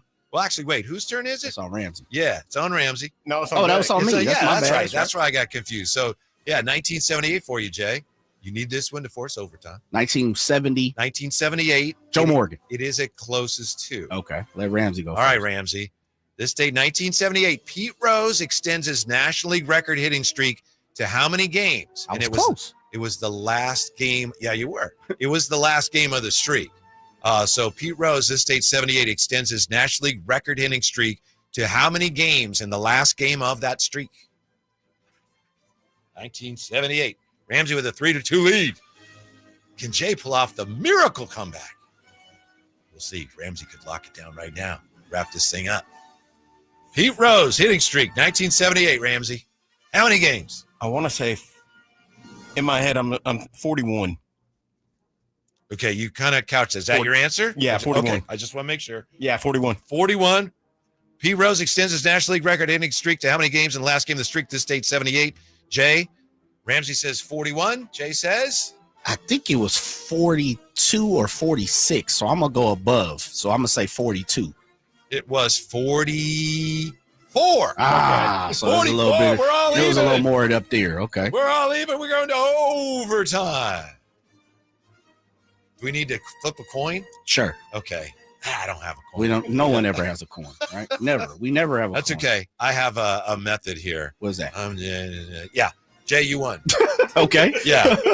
By flipping the broken clip of the pen. Sounds good. So you're up first here, and it's multiple choice. So if nobody gets it, we got a tie. All right. But you're up first, Jay, and that was legal. I know it didn't look like it, but that was a legal flip. 2003, Jay. This date, 03. This is for the win. Who becomes the first pitcher, the fastest pitcher to record 40 saves in a season? That is 40 saves in the fewest number of games. Who becomes the fastest pitcher to record 40 saves in a season? This date, 03. Mariano Rivera, Trevor Hoffman, John Smoltz. Damn. 2 of the 3, I thought. 03? Yes, 2003. He got to 40 saves faster than anyone in baseball history had ever gotten. Smoltz, Mariano, and Trevor Hoffman. Hell's Bells. Ramsey 3. Jay 3. We were in overtime. Got a little bonus Whitey's Wayback Machine quiz today, brought to you by Lee's Air Plumbing and Heating. The fastest pitcher to record 40 saves in a season. This day, 03. 2 of the 3, I thought. Mariano Rivera, Trevor Hoffman, John Smoltz. It's possible. It's multiple choice. So as I said, it's possible nobody gets it. We have another tie. I have a feeling we're going to get a winner today. Yeah, I'll go with for the win. An educated guess. 03, the Padres are trash, probably. So I'm gonna go with John Smoltz. Jay's the winner. Hey! Walking it off with a miraculous comeback, Jay. Yeah. I thought it was Smoltz or Mariano. I said there's only 2. Then he threw Trevor off, and I'm like, man, Padres are trash. I knew it was one of the 2 because 03 was 03 was Yankees Red Sox. Yeah, but I was like, Yankees were good. Yeah, I don't remember them needing that many saves. With the Braves. Ramsey, you had the lead, but I wouldn't say that you blew the lead or anything. Just Jay came for it. Jay played well. He answered the questions they were given to him. That's all you can do at this level. That's all you can do. Yeah. My man. All right. Thank you, Ramsey. Congratulations, Jay. Thanks for being with us. Stick around.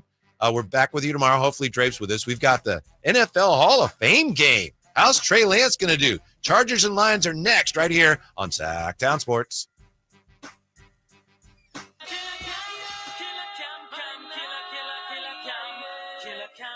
Killer